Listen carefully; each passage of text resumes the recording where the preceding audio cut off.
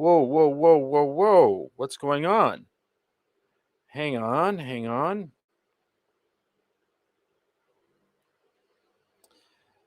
This is really weird. Okay. Ha ha. Ha ha.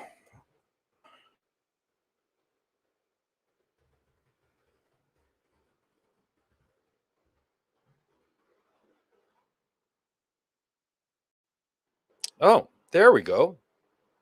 Uh, okay, so you can see me now. There is no sound. Okay.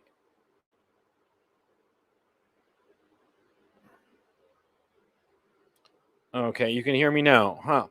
Okay, I don't know what the hell happened. It was a StreamYard snafu, and so we'll just have to roll with it. So let me repeat what I say. This is CRP speaking to you live. It's Sunday, August 1st, 2021, and I'm going to be talking to you about how to manage being a young loser. As usual, give me a +1 if you guys can hear and see me properly. There was a snafu.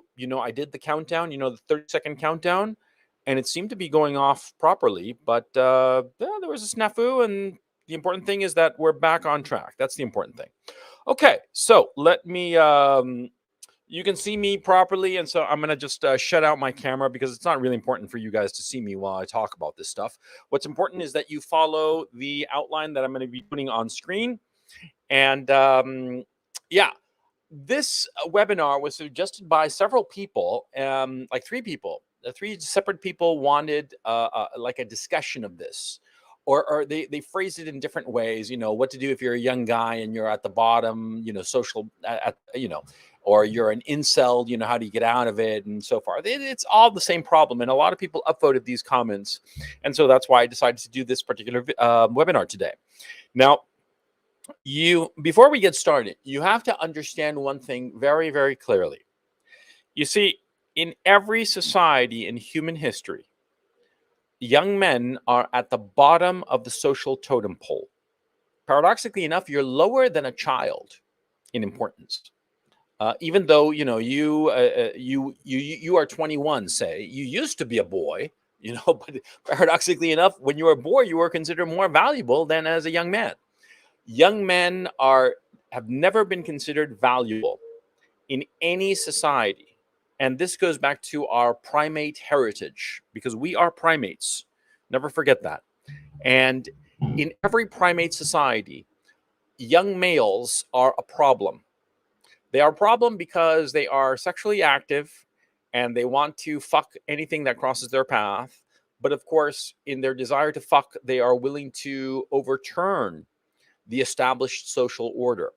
And so every society has to very deliberately repress the young male sexual drive. One way to do it is to stick them in the army and go to war and just kill off a bunch of them.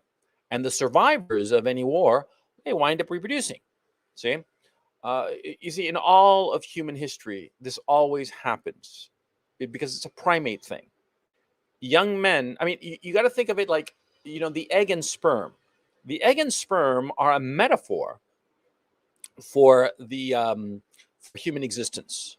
See, the egg is just sitting there, and it's just the one egg, and all these sperm are competing for that one egg, and they battle one another. They compete with one another, and finally, just one wins. That's very much the issue insofar as young men are concerned. See, only a few make it. A few of them die off because they do stupid shit. A few of them die off in wars. A few die off in disease. And a bunch more become just losers, also rans. They never quite make it. And the ones that survive all of these obstacles, well, they get to reproduce. See, that's the bottom line issue. But if it's not more complicated than that. You see, 80% of women will historically, not in the latest period because of historical issues that I'll get into in some other opportunity, but throughout human history, 80% of females have reproduced. 80%. Whereas the males, something like a third. Yeah. And this is, they've studied the DNA of human beings. And this is the reality of it. See? Most men do not reproduce. Most women do reproduce. The men don't fail to reproduce. Why?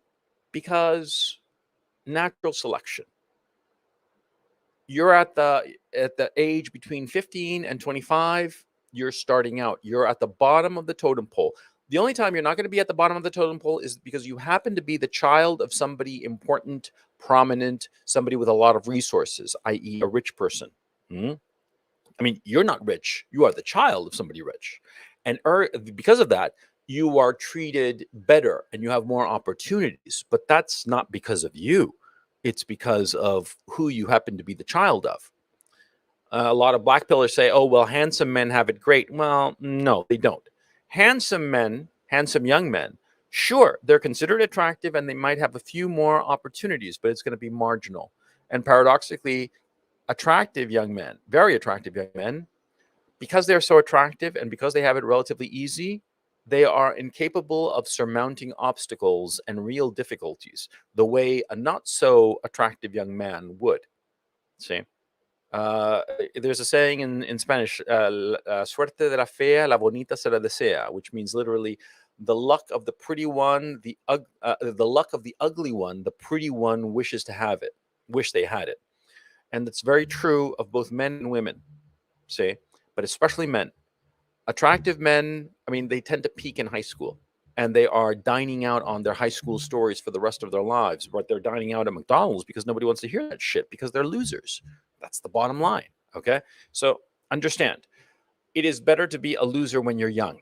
If you're like a Chad between the ages of 15 and 25, you should be extremely worried because the life after your Chad years in high school are going to be fucking awful. I'm not kidding. There are very few, if any, guys who were Chads in high school who made out good as adults. I know two. Yeah. There's this guy I remember in Miami. He was this blonde kid, really, really good looking, into every sport. And he was the first guy I realized was so smart that he was using his brains to improve his social position because he was just fucking brilliant, but he never showed it to anybody. He always seemed to be like sort of like stupid and kind of slow, but he wasn't. He was fucking brilliant. I mean, I remember he and I would get like the best math grades when we were like eighth grade, something like that, eighth, ninth grade. Well, the couple of months I did ninth grade because I skipped ninth grade, but that's another story. But the point, see, most guys who are handsome, most guys who are Chads in high school, they don't make it. The guys who are young losers between 15 and 25, they make it. Now, how to make it if you are a young loser? Well, let's get started.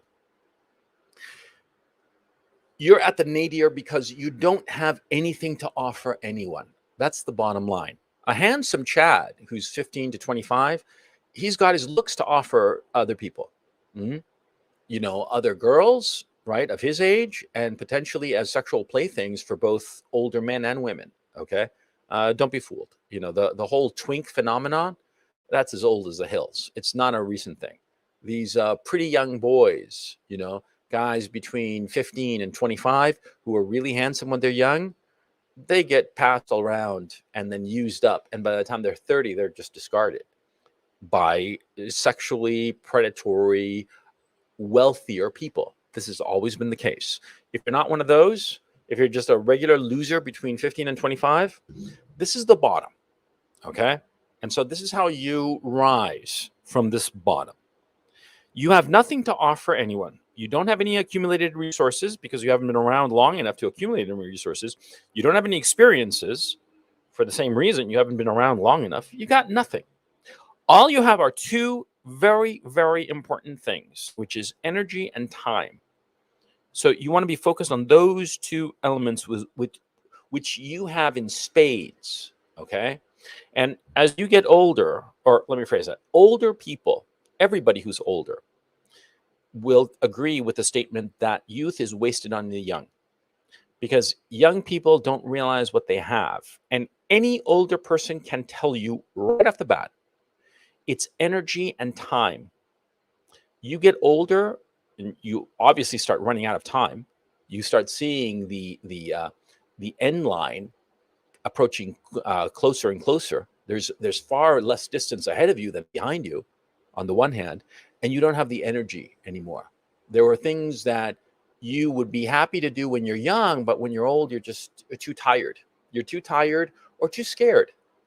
You have to understand, a lot of times with more age, you get more experience and you start to realize the true possible consequences of a decision. And so a lot of times when you're older, you don't make that decision, which you would have as a younger man who is more ignorant and therefore more fearless. See? But setting that aside, the two things you have are energy and time. Young guys mismanage their energy and time. I mean, it's phenomenal how they just throw away their energy, throw away their time. And the current culture kind of encourages this. Or maybe it would be more correct to say that the current culture doesn't know how to harness that energy of young men and put their time to good use. That might be more correct. Because you will notice, see, like for instance, Google university entrance exam questions from the 19th century. These are university entrance exam questions that kids who were 18 years old were expected to answer properly, correctly, back in the 19th century, okay, in the 1800s and so on. And you'll find that the questions are like, what the fuck, man? These are hard fucking questions. Yeah, because young people before were much more educated. The educated before had a much better education. Even in so-called state schools, they were much better educated in the past because their time was used more effectively.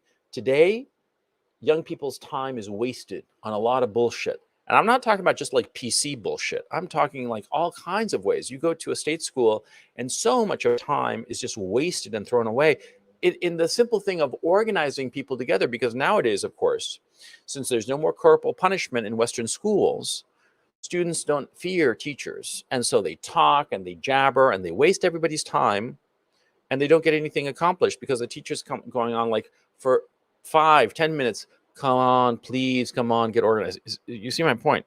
Young people today, they have oodles of energy, oodles of time, and it's mismanaged, and the culture doesn't help it. So you who are listening to me, you are going to have to learn to manage your energy and time effectively. Okay? Now, you want to manage your energy. Let's talk about that first. You want to manage it properly so that you can try new things. And why do you want to try new things? Because you want to gain experience. The more things you try, the more experience you have. You want to try everything, be it a physical activity, a mental activity, try to learn some language, anything and everything. You want to try new things. Because if only you want to figure out what you really like. When I was young, the sports that I was exposed to were very few. There was American football, there was baseball, and basketball, and dodgeball. Okay, I love dodgeball. That was a lot of fun. But of course, when I was growing up, dodgeball was just considered something for elementary school children. Once you pass the 4th or 5th grade, you're expected to play a real sport, i.e., football, American football, right? Then when I moved to Chile, it was fucking soccer. It was the only fucking sport, except for there was also my school. There was also fencing and basketball and rugby. And me, foolishly, because I hated soccer, because I just found it incredibly boring, and I still do, I got into basketball. My school sort of like was the opinion of like, okay, you pick one sport and you're in that sport for life, which is a mistake. What they should have done is rotated us through all the sports, because I never played rugby. I never fenced, and there was another sport. I think it might have been, no, it wasn't tennis. I forget what other sport we had, but there was a 5th sport. The point is, see, I only played basketball, but what you should do is play every sport that you possibly can and be systematic about it. Try new things and be systematic in how you try new things. Like sports, for instance. You want to try rugby, cricket. Cricket, hundreds of millions of people literally play fucking cricket. I mean, it's the national sport of Pakistan and India, right? Hundreds of millions of people play cricket. There must be something to it. I mean, they're fucking fanatics about it, right? I've never figured out how to play it. What the wickets are and shit like that. I have no fucking idea what that is all about. I don't even know the basic principles of the fucking game, right? You should learn that. Learn every sport, and not just like learn it in terms of like watching it, play it. Because here's the thing, when I was at Dartmouth, I was 25, I believe, when I played squash for the first time. I took it up as a lark. I needed a PE credit. Yes, that's true. And at Dartmouth, you needed to do 3 terms of a physical education, which I actually think was a very good thing. And so I picked squash because it sort of like fit in my schedule. I remember that term. And I completely fell in love with the game. But I was 25. I was way too old to get really good at it. I'm a very mediocre player on my best days, right? When I'm really training and playing a lot, I'm mediocre for my age, let alone, playing some young guy, right? And I deeply regret that I didn't try more sports young. You should try them. Try all the sports and try everything because you have the energy to do it. So try everything that you can. Then the second thing you have to be doing is you want to be improving the abilities you already have. When you're young, you pretty much figure out what you're good at. When I was young, it was math. And a mistake that I made, but it wasn't so much my mistake, it was my parents' mistake, and it wasn't even their mistake because they didn't realize what they had on their hands. But you see, I realized retrospectively that I was really gifted at math. I mean, I was exceptionally good at math. I mean, I was leaps and bounds ahead of my classmates. I mean, come on, I took the university entrance exams in Chile, and I got perfect scores on the math section, and they were incredibly hard to get. I mean, they were like really fucking hard. Not like the SATs. Any fool can get a perfect score on an SAT, but like the Chilean one, that was really fucking hard. I was really gifted at math.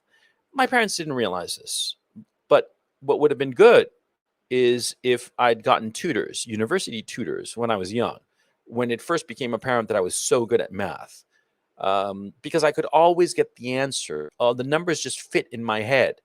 And I remember it very clearly. It took me forever to figure out the multiplication table when I was like in 4th grade or 3rd grade, but then 3rd grade. But after that, the numbers, they all just made sense in my head. They all fit like pieces of a jigsaw puzzle. And I remember very clearly when I was like in 5th grade, I must have been like 10 years old, I guess. I was just always the one with the answer way before anyone else. I got to the point where the teacher would just say, he'd put up some problem on the blackboard and I'd shoot my hand up almost instantly with the answer. And he said, I know. And I just put my hand down and wait impatiently because I knew it. And I was, of course, getting that dopamine rush of getting like the correct answer. I didn't realize how good it was. If I had, I would have developed it more. You must have something like that because everybody does. Everybody has an ability that they're really good at. It could be trivial, I mean, it could be just fucking, you're good at throwing sacks of garbage into the big bin there behind your building or whatever the fuck, whatever trivial thing you might have or earth shattering it might be, you want to hone in on it and start working it. Whatever it is that you're good at, work at it. Okay. Because what happens too is that, see, a lot of times when you're good at something, you don't work at it. And that's what happened to me with math. Since I was so good at it, I didn't bother working at it. I didn't even study for math. I mean, I remember one time we had this section in, I think it was my junior year or sophomore year in high school on logarithms, right? I didn't even bother to pay attention to class. I didn't even go to class. I was out smoking cigarettes and hanging out with girls and shit, right? And I remember we had the test and I didn't know what the fuck logarithms were. And I figured out logarithms while I was doing the fucking test in logarithms. And I got an A. Actually, I got like a 96 or 97% on the fucking thing. Yeah, I figured it out. That's how good I was. I didn't develop it. And now I so regret that. I so regret that because the thing I was good at, I just coasted on my ability as opposed to actually working at it, actually realizing, hey, I'm really fucking good at math. And this also translates very well to physics and chemistry, which I was also very good at. And so I should work at this. I should develop my ability in these things. That's what you should do. Whatever it is that you're good at, if you're good at history, if you're good at English, if you're good at languages, if you're good at whatever the fuck it is, drill down more in it. Learn more things. Try new things. But drill down further in what you are already good at, what you're naturally good at, whatsoever that may be. Because there's always more to learn in whatever topic that you're good at.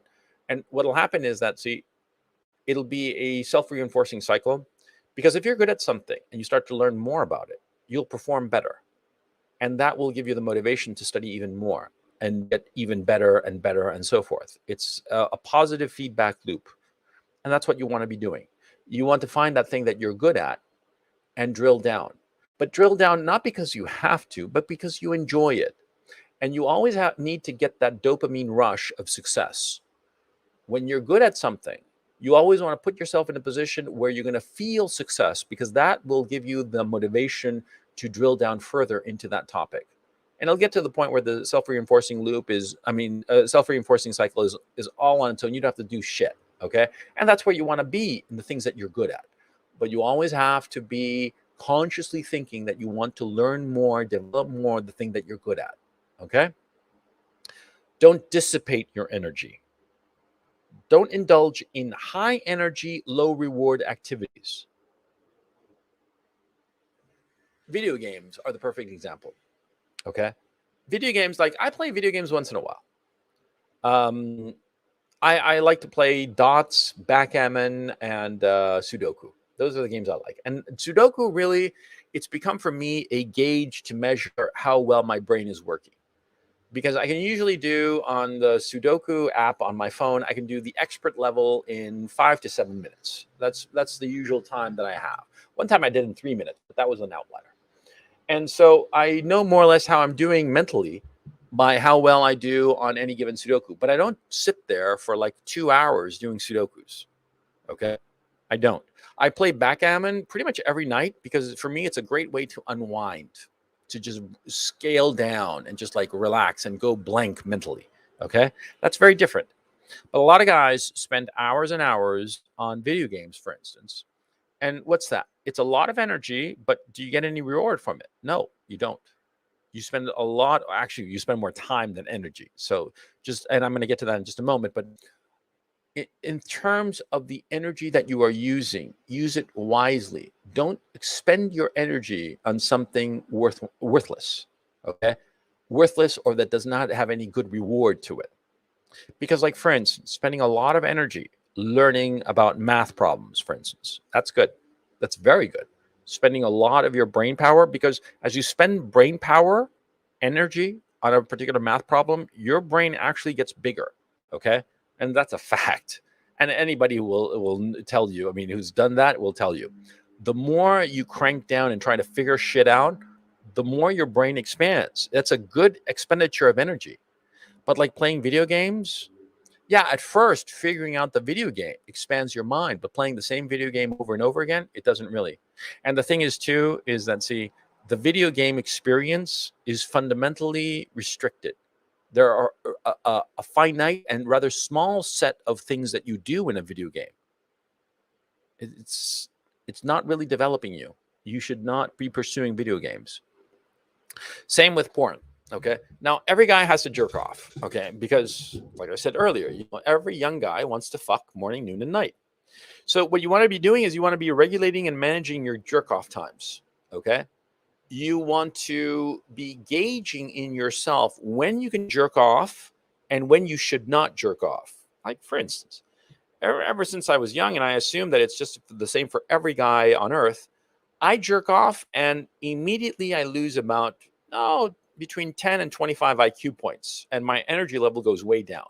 I just don't feel like doing fucking anything, which is a perfectly natural physiological response to jerking off. Of course, you expended a lot of energy in jerking off, and your body feels that it achieved the evolutionary diktat of expelling sperm and potentially getting somebody pregnant. You're not going to get anybody pregnant except maybe your sock, right?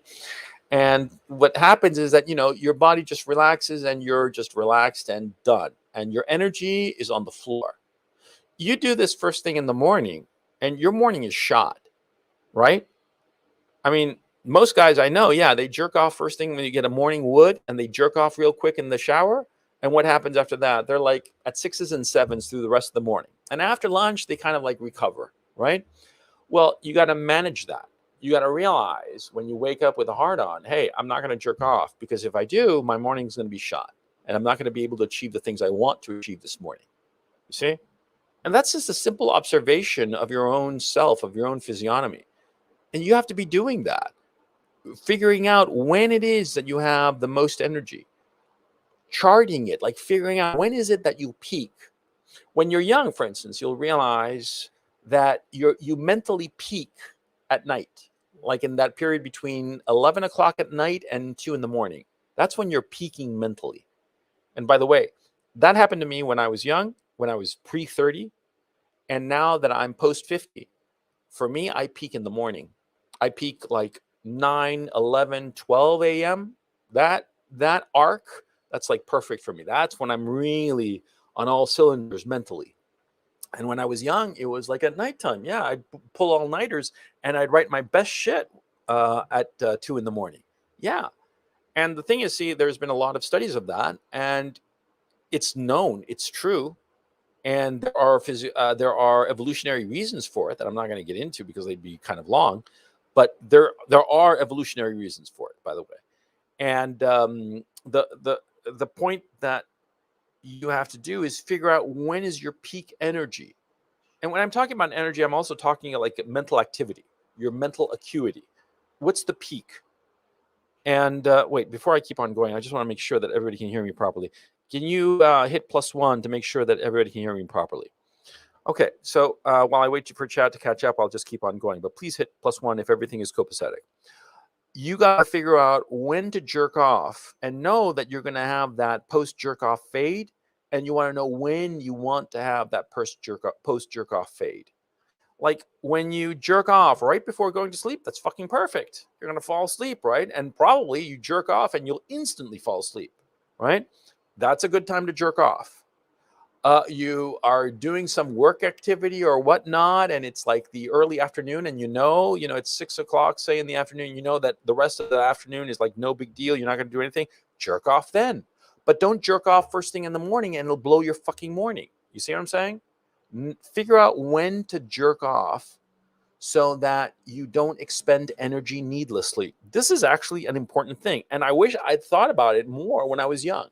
I started thinking about this shit much later when I was actually working, when I was actually earning a living, because I started realizing that I jerk off at inopportune times, or let me phrase it, I jerk off at times that later I'd regret it.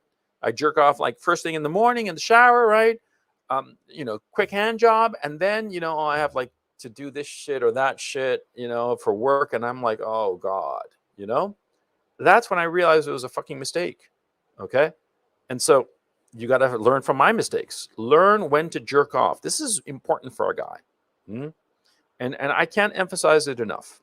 Now, you want to manage your time as well. Manage your energy, like I told you, which is try new things, improve the things that you're good at already, and don't dissipate your energy on bullshit and incorrect jerk off times, right?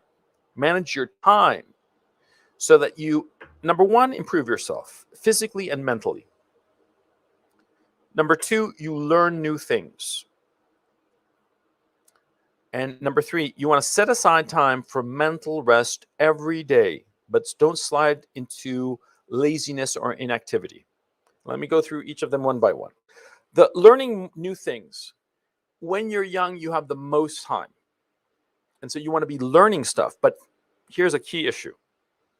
Never confuse education with accreditation. Okay? You're at college and you're taking some bullshit course, and that's for accreditation. It's not the same as education. The more bullshit something is, the less of an education it actually is. And see, what you want to be doing is that anything that needs accreditation, the accreditation of your so-called education, you want to keep that as little time as possible, the bare minimum, okay? Because you just want the accreditation. You just want the fucking degree or whatever the fuck. Insofar as your education of actually learning shit, that's when you want to go whole hog in terms of spending time on it. Let me give you a specific example. When I was in college, I did a little bit of woodworking. Okay. Actually, my college experience is not good for this, so I'm just going to come up with hypothetical. Because what happened was that when I was in college, because of my suspension, I came under the belief that I probably wouldn't be able to have any opportunity in postgraduate work, which turned out not to be the case because there were several professors who really believed in me, and they said, look, even with this bullshit, we'll help you out and get you into a postgrad program. But at the time, I didn't think that. So what I did was that I decided that I was actually going to get a good education and learn the things I actually wanted to learn, which is very lucky in my regard. But most people don't have that good fortune. Most people, they go to college and they're like, okay, I'm going to get a business degree or some shit like that, right? Okay, so what you want to do is that, say you have to get a business degree, but at the same time you have the opportunity to, say, learn woodworking, say, or learn calligraphy, or learn printing. You know, all these extracurriculars that are in a lot of colleges that are really fucking valuable. Well, what you want to be doing is figuring out, how can I get my accreditation, my stupid business degree, as quickly and with as little time and energy invested as possible to get the fucking degree, and spend more time on woodworking, on calligraphy, on learning to print and shit like that, metalworking, shit like that. That's an actual education. And you think, come on, woodworking compared to, like, learning marketing. Marketing is all so much bullshit. See, marketing, the shit that they teach you in university, it's bullshit. Because what happens is that, see, marketing and everything that you will experience in your work life is ultimately problem solving. What you want to get good at is to problem solve, to figure out how to solve a particular problem. The training that you get in, say, marketing or some shit like that, you're not going to apply it later on. You're going to apply problem solving skills. And a lot of times the best way to learn to solve a problem is to confront problems. And you say, well, one is a manual labor problem, some woodworking problem. And I'm like, no, paradoxically enough, all problems, be they abstract or physical, they translate very easily one to the other. I studied philosophy at Dartmouth and history. I graduated with honors on this shit. And I've thought about education a great deal. You're going to have to take my word for it, okay? You will discover as you get older that the problems that you are confronted with in your work life, in your career, you will have more insights from manual labor and abstract problem solving in completely unrelated fields than you will from a dedicated class in some particular topic. For instance, marketing. You see, you study marketing and you're going to learn a great deal about how other people solved marketing problems in the past. And you might have a lot of experience of those previous problems. And it could be that in the future, you come across some marketing situation where applying the lessons or the approach of somebody else back in the past helps you out. But more often than not, you'll find that studying something completely unrelated that is heavy into problem solving, like philosophy, like woodworking, or metallurgy, or metalwork, problem solving, learning a lot of problem solving skills helps you much more than a dedicated class into the thing. It just is. Because all of life, you'll find out later, is just a series of problems to be solved. And if you look at the world like that they're just problems, that they're just a problem set like in math or some shit like that, things become really easy. And so that's why you want to be educating yourself and not trying to earn accreditation. Or let me phrase it, not spending a disproportionate amount of your time on accreditation. You want to be spending it on educating yourself. And how do you educate yourself? By solving problems. Okay? And you say that woodworking isn't problems. It is, because anybody who's done woodworking will tell you that when you do a woodworking thing, whatever, you can be building a stool or some shit like that, or a cabinet or whatever, or a desk. I'm building a fucking table. I still haven't finished it because of, my time is eaten up by a lot of other shit, but I'll get around to it. But anyway, the point, when you're doing some woodworking thing, it's just a series of small problems. And even when you put the pieces together, you'll realize that they don't quite fit perfectly. And so you're going to have to figure out how to solve that little problem so that there isn't that little gap, okay, in the two pieces of wood that are sitting side by side. And all these little problems that come up, they teach you to solve problems. And more importantly, they teach you to realize that everything can be solved if you give it enough time and patience. And that's a real education. Accreditation is no education. Accreditation is just to prove to other people that you know what you're doing. That's all it's about. And so when it comes to accreditation, you want to be able to solve, you want to get through that accreditation process as quickly as possible. Okay. Okay. Now, you want to also spending your time improving yourself. Anytime you have free time, you have to be asking yourself, how can I improve my body or my mind? My mind by reading more, my body by doing exercise. It doesn't matter what the exercise is.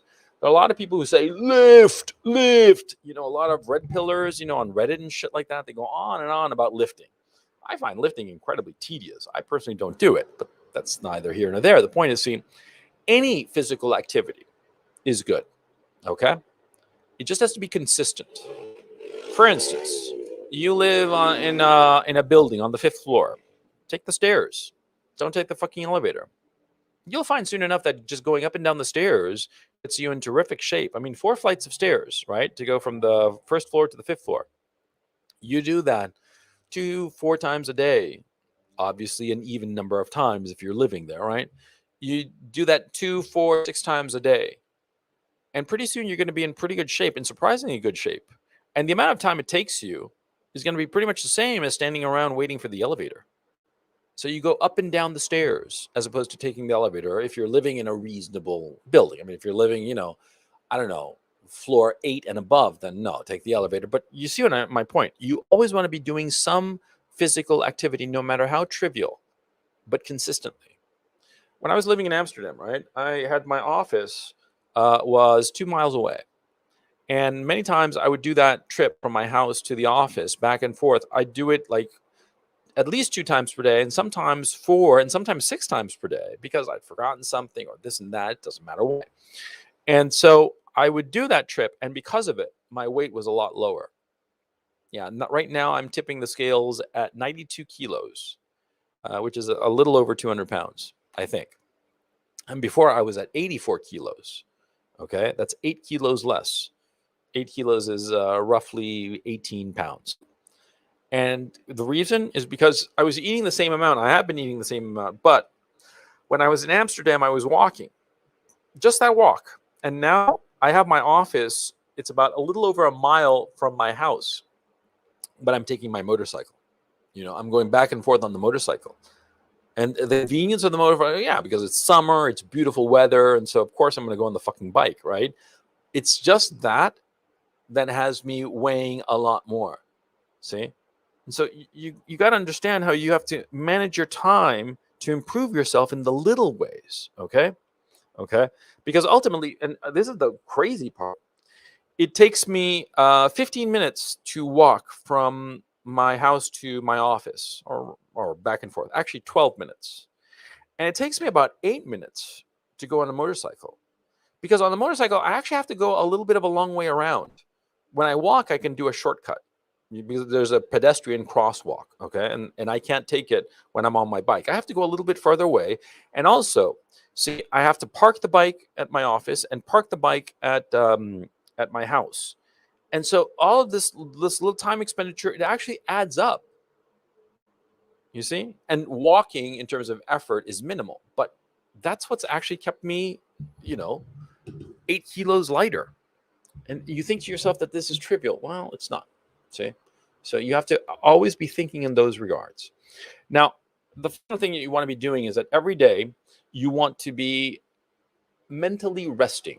You want to find an activity where you can switch off.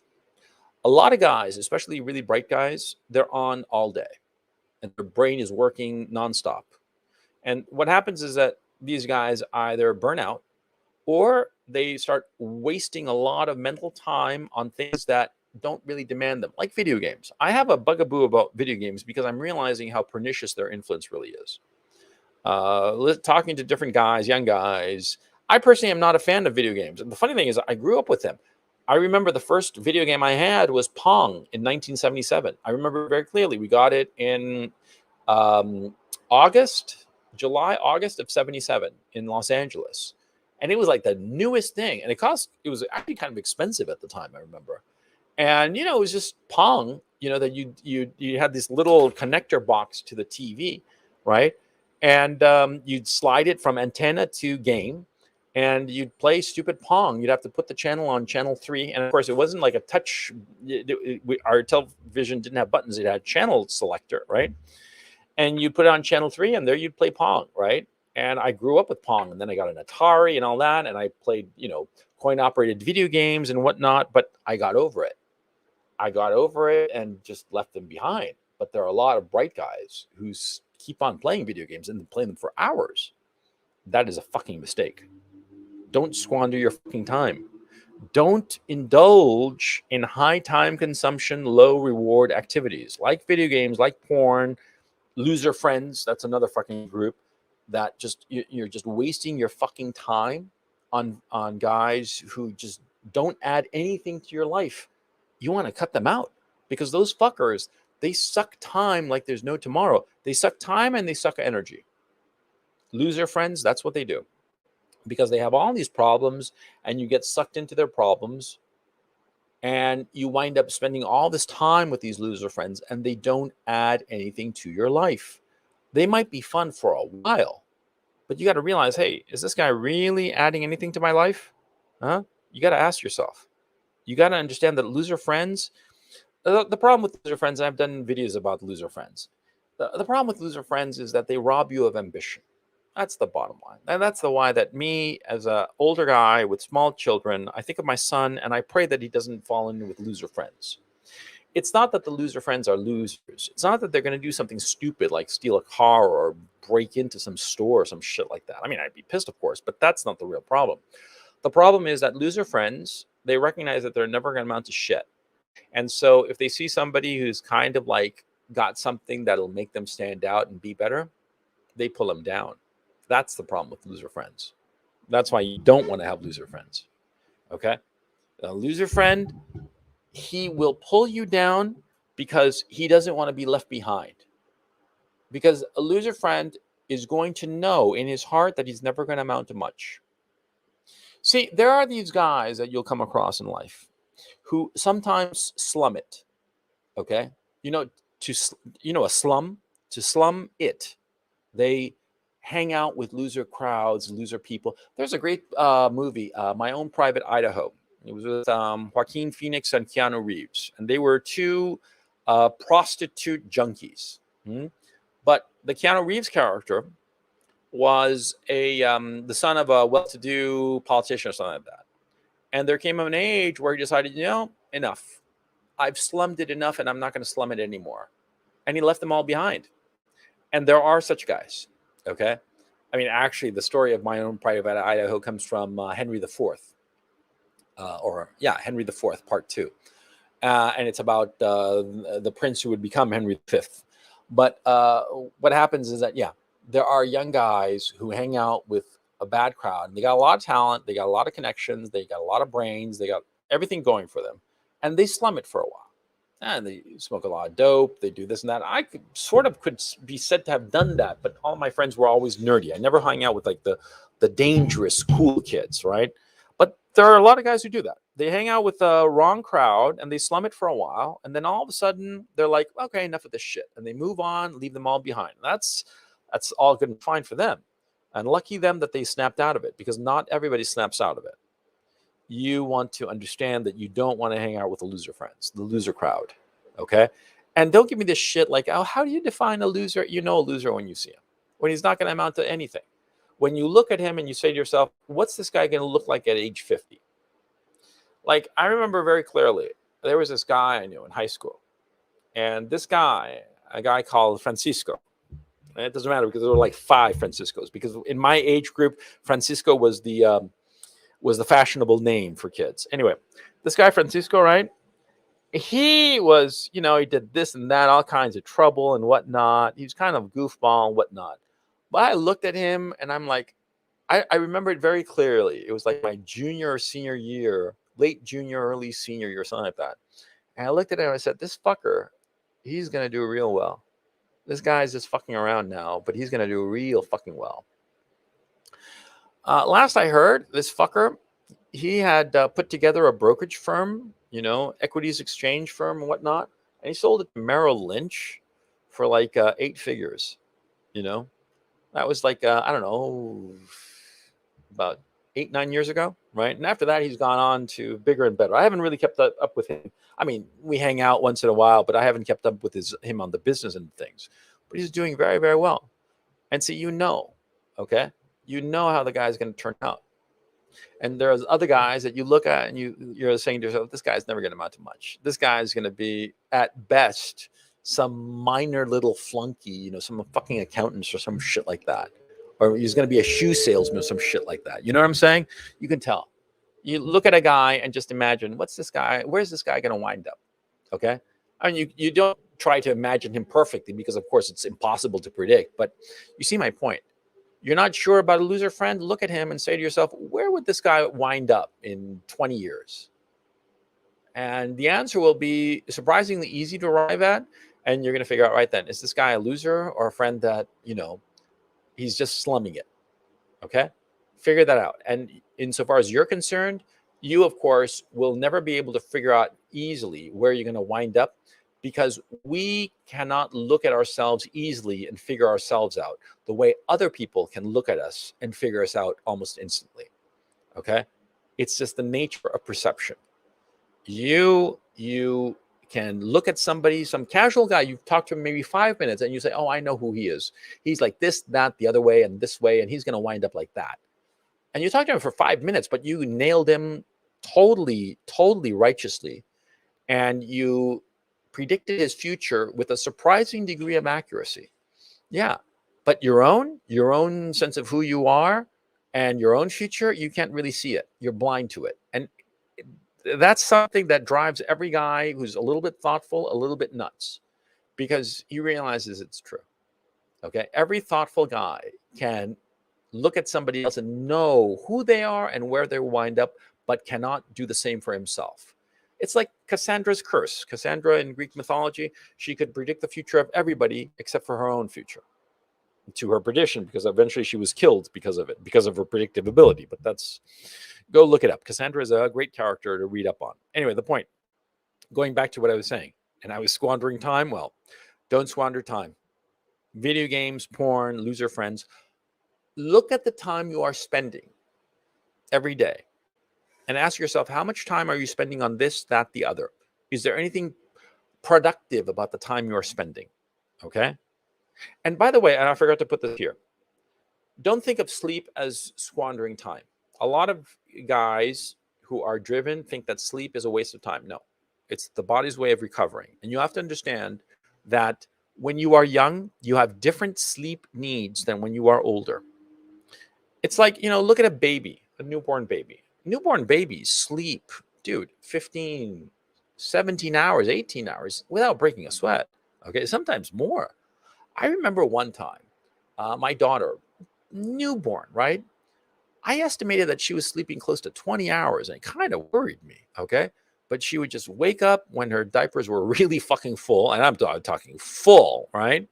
Or wake up when she was hungry, She'd like, just wake up, full blast, I'm hungry, My wife would plug in a tit, and the kid would just suck away and fall asleep. And still suck, but sleep. And it was like 20 hours, And this was like, she was a real little baby. She must have been like 2-3 weeks old, right? But it was a little unnerving, And, slowly the sleeping patterns change. But, it changes for babies. It changes for young guys. See, when you hit 15, 16, you're not an adult. You're still a boy.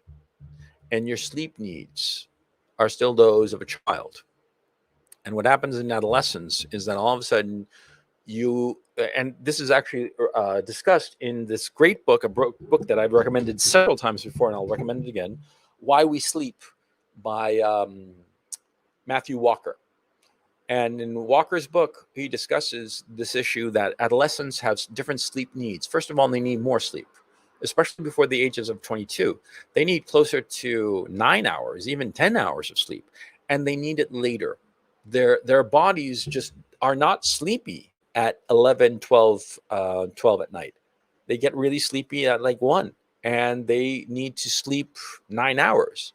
And so, of course, this doesn't happen. And they go to sleep at like 12 or 1 because their body just does not want to go to sleep. but they're forced to wake up at 7, so they've only had like 6 hours of sleep, and this is detrimental to them because they need more sleep. So you have to figure yourself out in that regard. I forgot to mention this. You got to figure out your sleep schedule, what is good for you, and you have to work around your natural sleep schedule. And how do you figure it out? Very easy.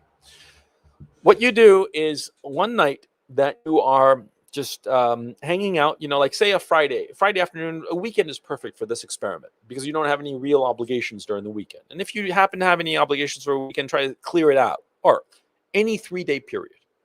And what you want to do is you want to at night go to sleep whenever you feel like it. Don't force yourself to stay awake, but don't go to sleep earlier than you really feel like it. Just wait around and, do this, do that, watch a little TV, read a book, whatever the fuck. Don't go on the phone because the phone has blue light, and that blue light makes you artificially awake. Okay? Do other things that don't require blue light, or wear one of those blue light glasses, which are always very good. And so anyway, what you want to do is just like naturally figure out when do you fall asleep, and fall asleep in an environment where you're not going to be waking up the next morning by anything, by sunlight, by noise, by nothing at all. And see when you naturally wake up. Don't put an alarm, of course not. And like I said, if you get a lot of sunlight, close the blinds, but with like a heavy duty curtains so that the sunlight doesn't wake you up. A lot of people, myself included, even when they're sleeping deeply asleep, when they see a little bit of sunlight, they instantly wake up. Okay. And even when their body still needs sleep. Okay. So you put yourself in an environment where you won't get woken up by sunlight or any noise or any alarm. And you do this like 2-3 nights consecutively to figure out your optimal sleep. And once you have that down, then you organize your entire life so that you go to sleep naturally and you wake up naturally. Okay. I mean, at this stage of my life, that's what I do. I go to sleep when I feel like going to sleep, and I've organized my life in such a way that I wake up whenever the fuck I feel like it. Okay. Whenever my body is ready. And this usually means that I'm sleeping a good 8 hours. My optimal sleeping is between 7.5 and 8 hours. I've measured it, and you should measure it too. Okay. And I forgot to put this in the outline, but it's very important. Okay. Let's moving on to managing your social life. I'm going to actually do a whole webinar on this issue.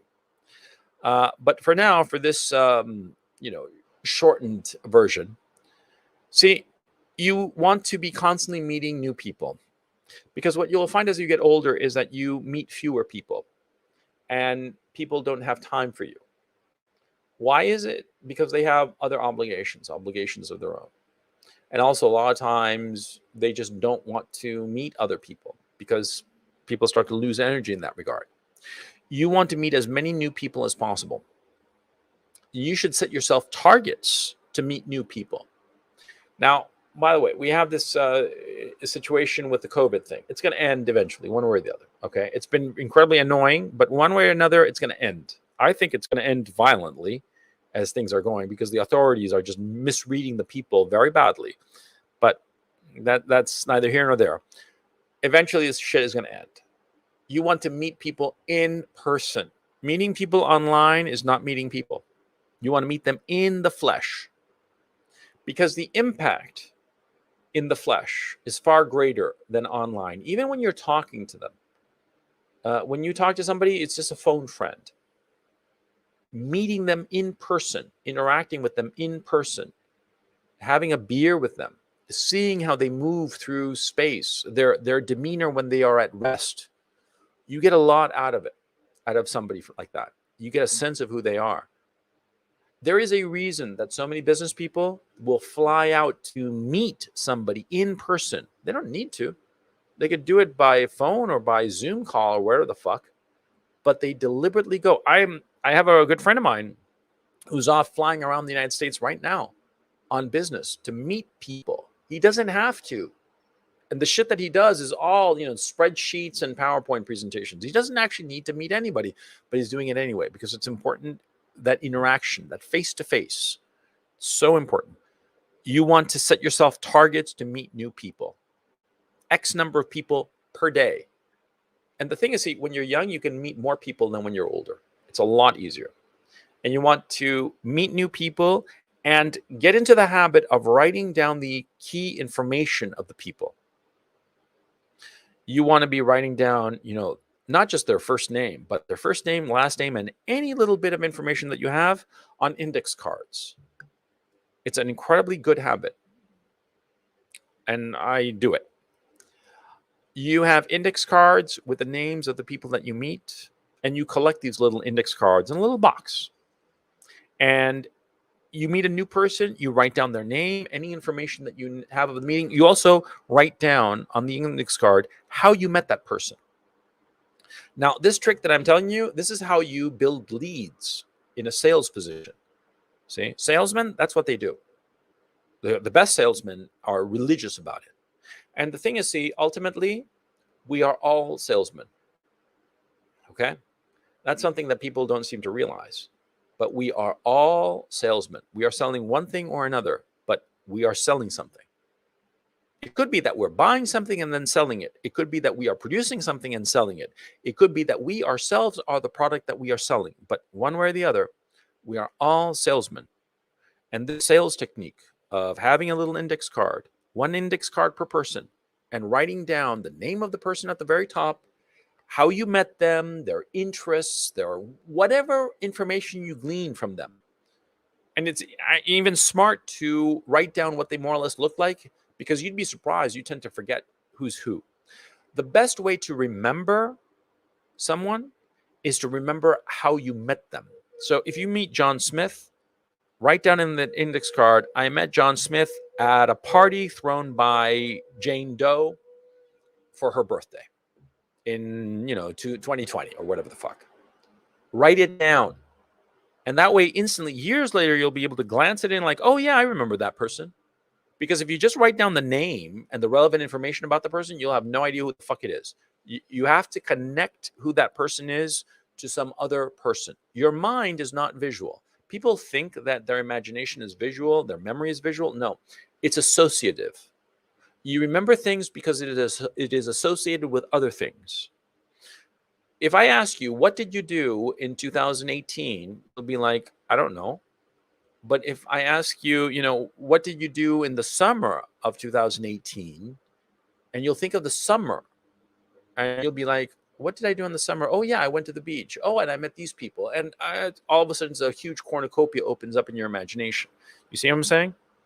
So you always want to write down how you met somebody, or the circumstances, or both, whatever it is. So you have as much associative points for that particular person, okay? And do it with everybody. Sometimes, I personally used to do this in index cards, and then I started doing it on a computer. I think I'm going to go back to the index card system, because a lot of times on the computer, I kind of forget to do it. With the index cards, I have it right in front of me, and so I'm more diligent, okay? But always do it. Now, you want to maintain your old contacts. This is something that young people don't do, and it's a huge mistake. You want to have lists of people that you know, right? And you want to cycle through that list, touching base with people at least once a month, at least once every 2 months, 3 months tops, because you want people to remember who you are. And all you have to do is just a quick call or text message, right? But you should set yourself the task of, with all the people you do it on these little index cards like I told you, right? Or maybe you have an address book on your phone. You go top to bottom from A to Z and look at everybody on your contact list and send them, a little SMS. Send them a text, give them a call. I mean, if it's somebody that you talked to yesterday, then of course not, right? But if somebody that is sort of slipped off your radar for at least a month, you touch back with them. You contact them. You keep the relationship alive. Because you see, relationships are plants. You got to water them. And the water is attention. You got to give people a little bit of attention. You give people a little bit of attention, and they'll remember it. Yeah? And if you ever hear that somebody had a baby or a birthday or something like that, you send them a little something. Well, if it's a baby, you send them flowers. Okay? You always send something for an event, if only a text message. Okay? You'd be surprised. if it's somebody's birthday in another city or another country and you can't make it, of course, but you send them a text message, here's wishing you a happy birthday, and that's it. They'll remember it and they'll think very highly of you. Okay. So always touch base. And here's something else. I forgot to do it. I'm actually going to do a video about it probably this week about it. Always be one line. Okay. Now, what do I mean by being one line?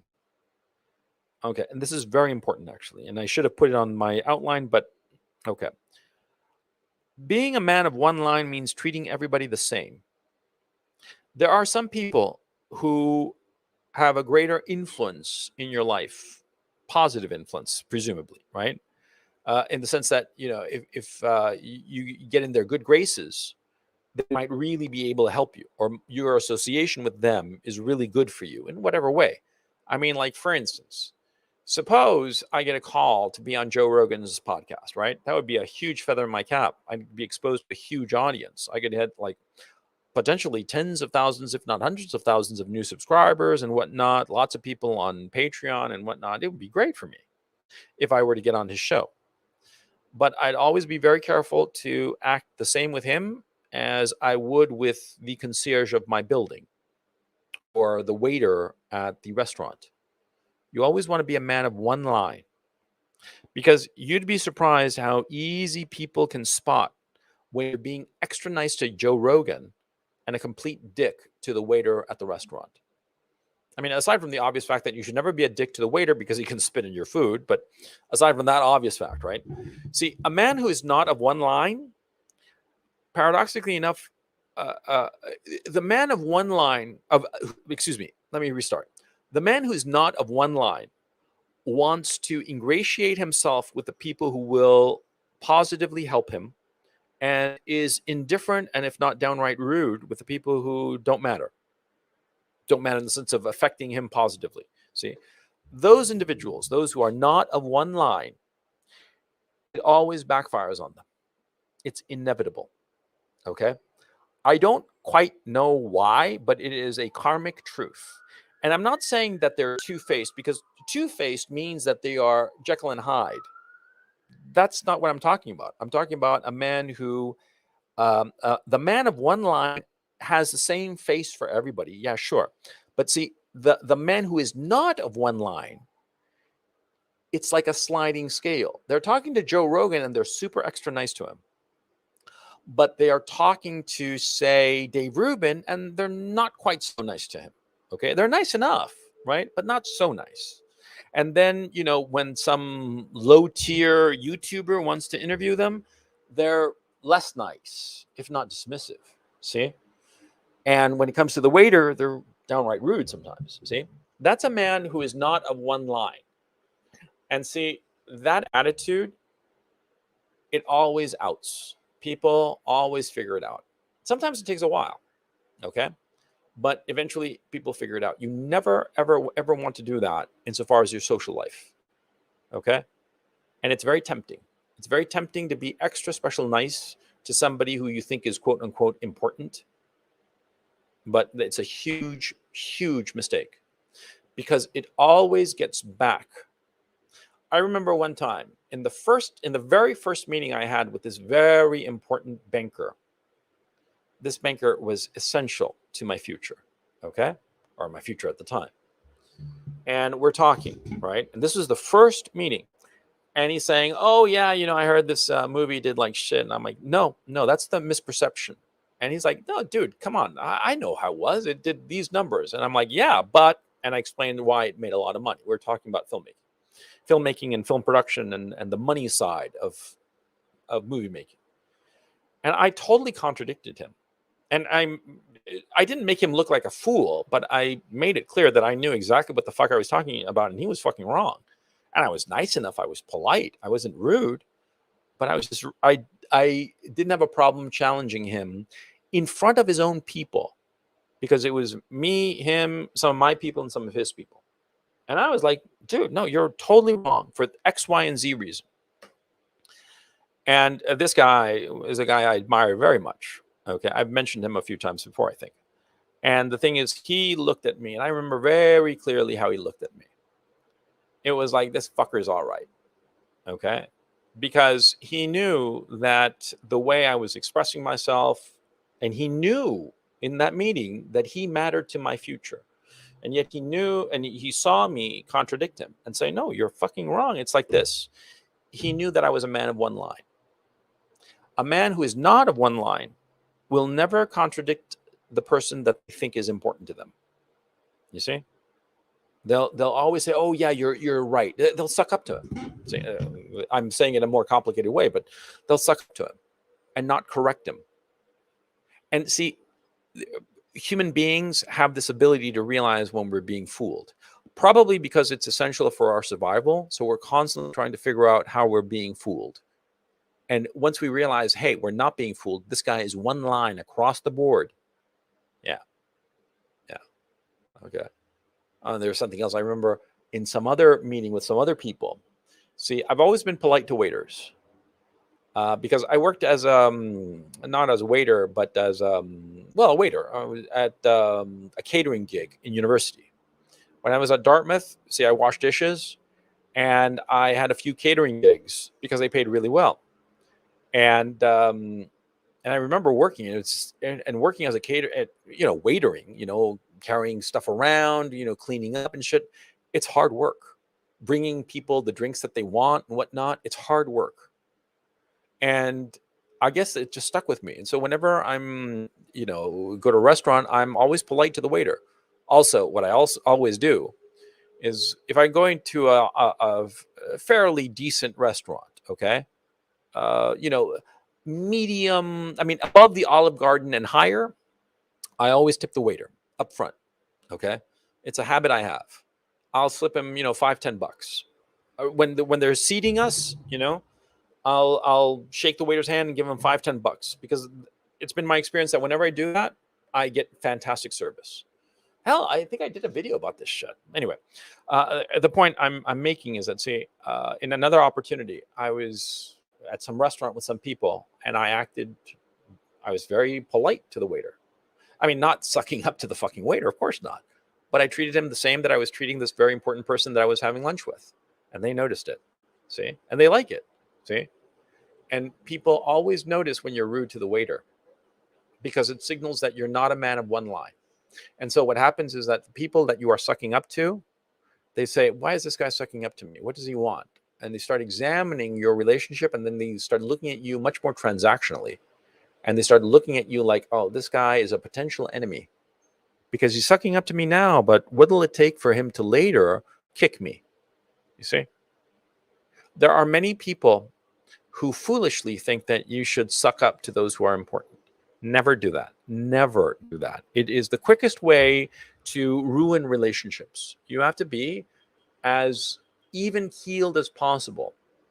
You see, when you're dealing with, for instance, your family members, and then you're dealing with strangers, of course you're going to talk about different issues. When I talk to a banker, or I talk to my mother, or I talk to my daughter, or I talk to some long-lost friend that I haven't spoken to in 10 years, and when I talk to my best friends that I'm in touch with weekly, I talk about vastly different things, but my attitude is always the same.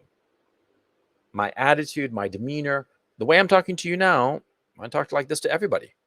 The only variation in those examples I gave you is with my daughters, my daughter and my son, rather.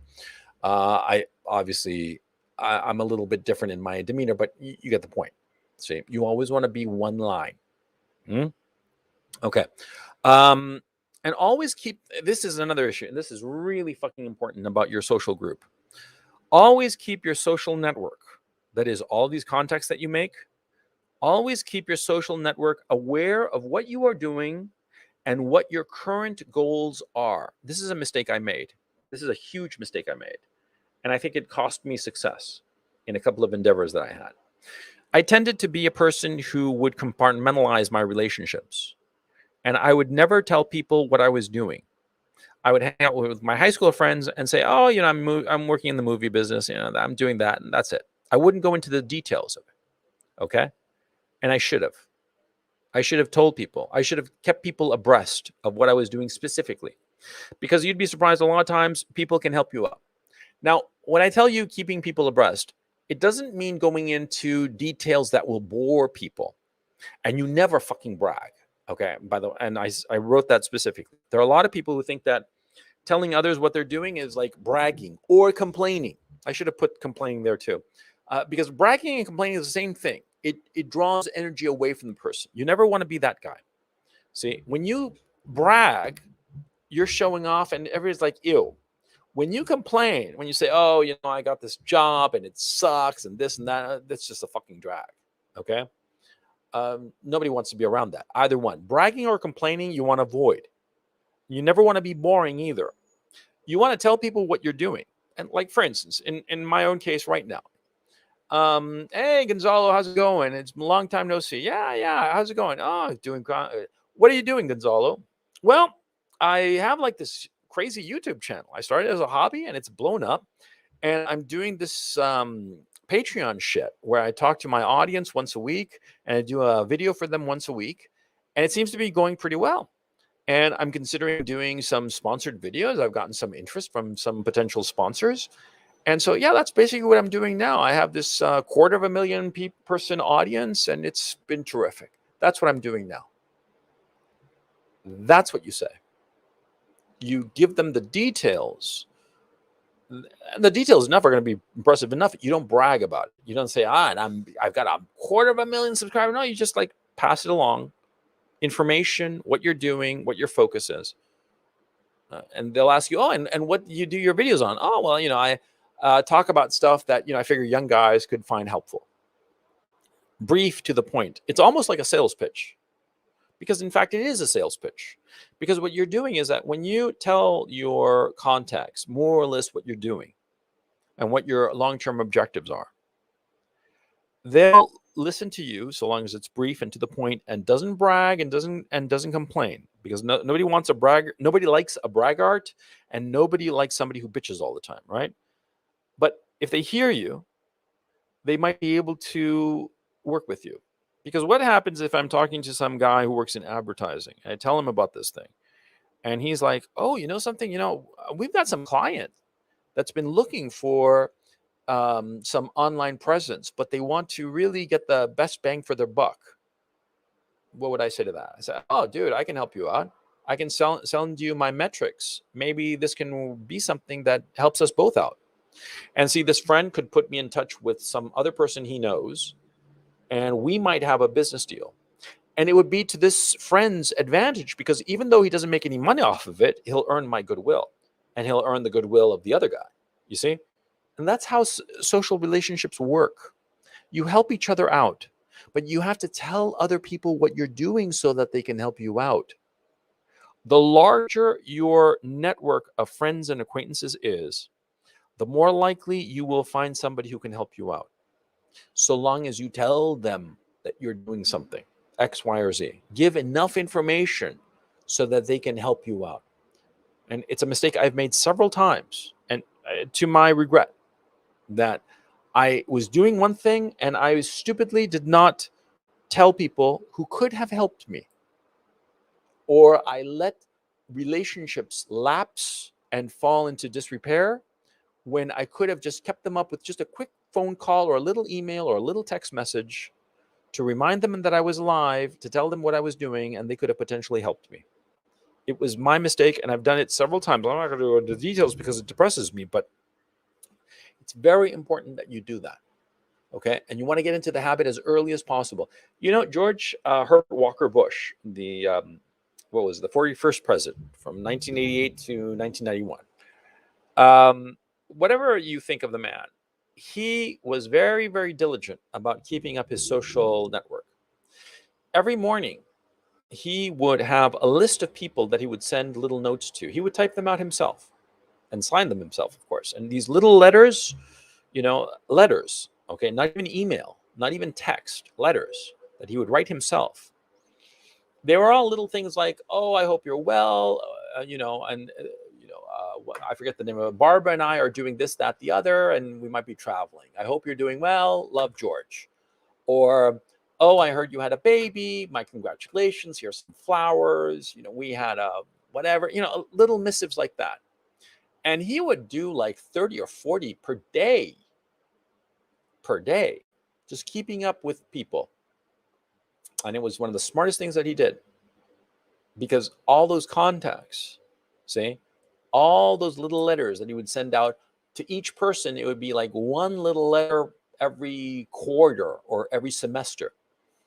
But that was invaluable because it was a tangible thing that they'd get. And he was doing this before he was president, by the way, before he was vice president even. He was doing it way back when he was a young guy, see? But these little notes would keep people, would, number one, would make people aware that George Herbert Walker was thinking of them. And that's very important because it's always flattering. I mean, when you get a little note from somebody, isn't it flattering? Your dopamine receptors go ring, ding a ding ding, right? Because somebody's aware of you. And when you hear that somebody's aware of you because you get their little message or whatever the fuck, you pay attention and you say, oh, he's doing this. Oh, I wonder if I could help him out. Maybe the thought just glances through your mind and you realize you can't help them out and you forget it, but maybe you can. And so you write them back, hey, good to hear from you, George. You know, oh, you know, I have a guy who'd be perfect CIA agent for you, right? Because George Herbert Walker was the director of the Central Intelligence Agency for a while. So, you know, back in the day, he was sending those messages too. So I'm betting a lot of people sent him back messages saying, hey, yeah, I know a possible CIA agent who could work for you. But anyway, the point, it's a very serious point. Young guys don't manage their social lives. They don't manage them at all. They just wander along like fucking idiots. You got to be systematic about it. You got to collect friends because you don't get through life without friends. Because, see, anybody who says that they're a fucking Sigma male or whatever the fuck retard epithet is, I think it's Sigma male, right? Chat, correct me if I'm wrong. If these fucking morons go around saying that they're Sigma males, which is like lone wolves, they don't need anybody, fuck like that.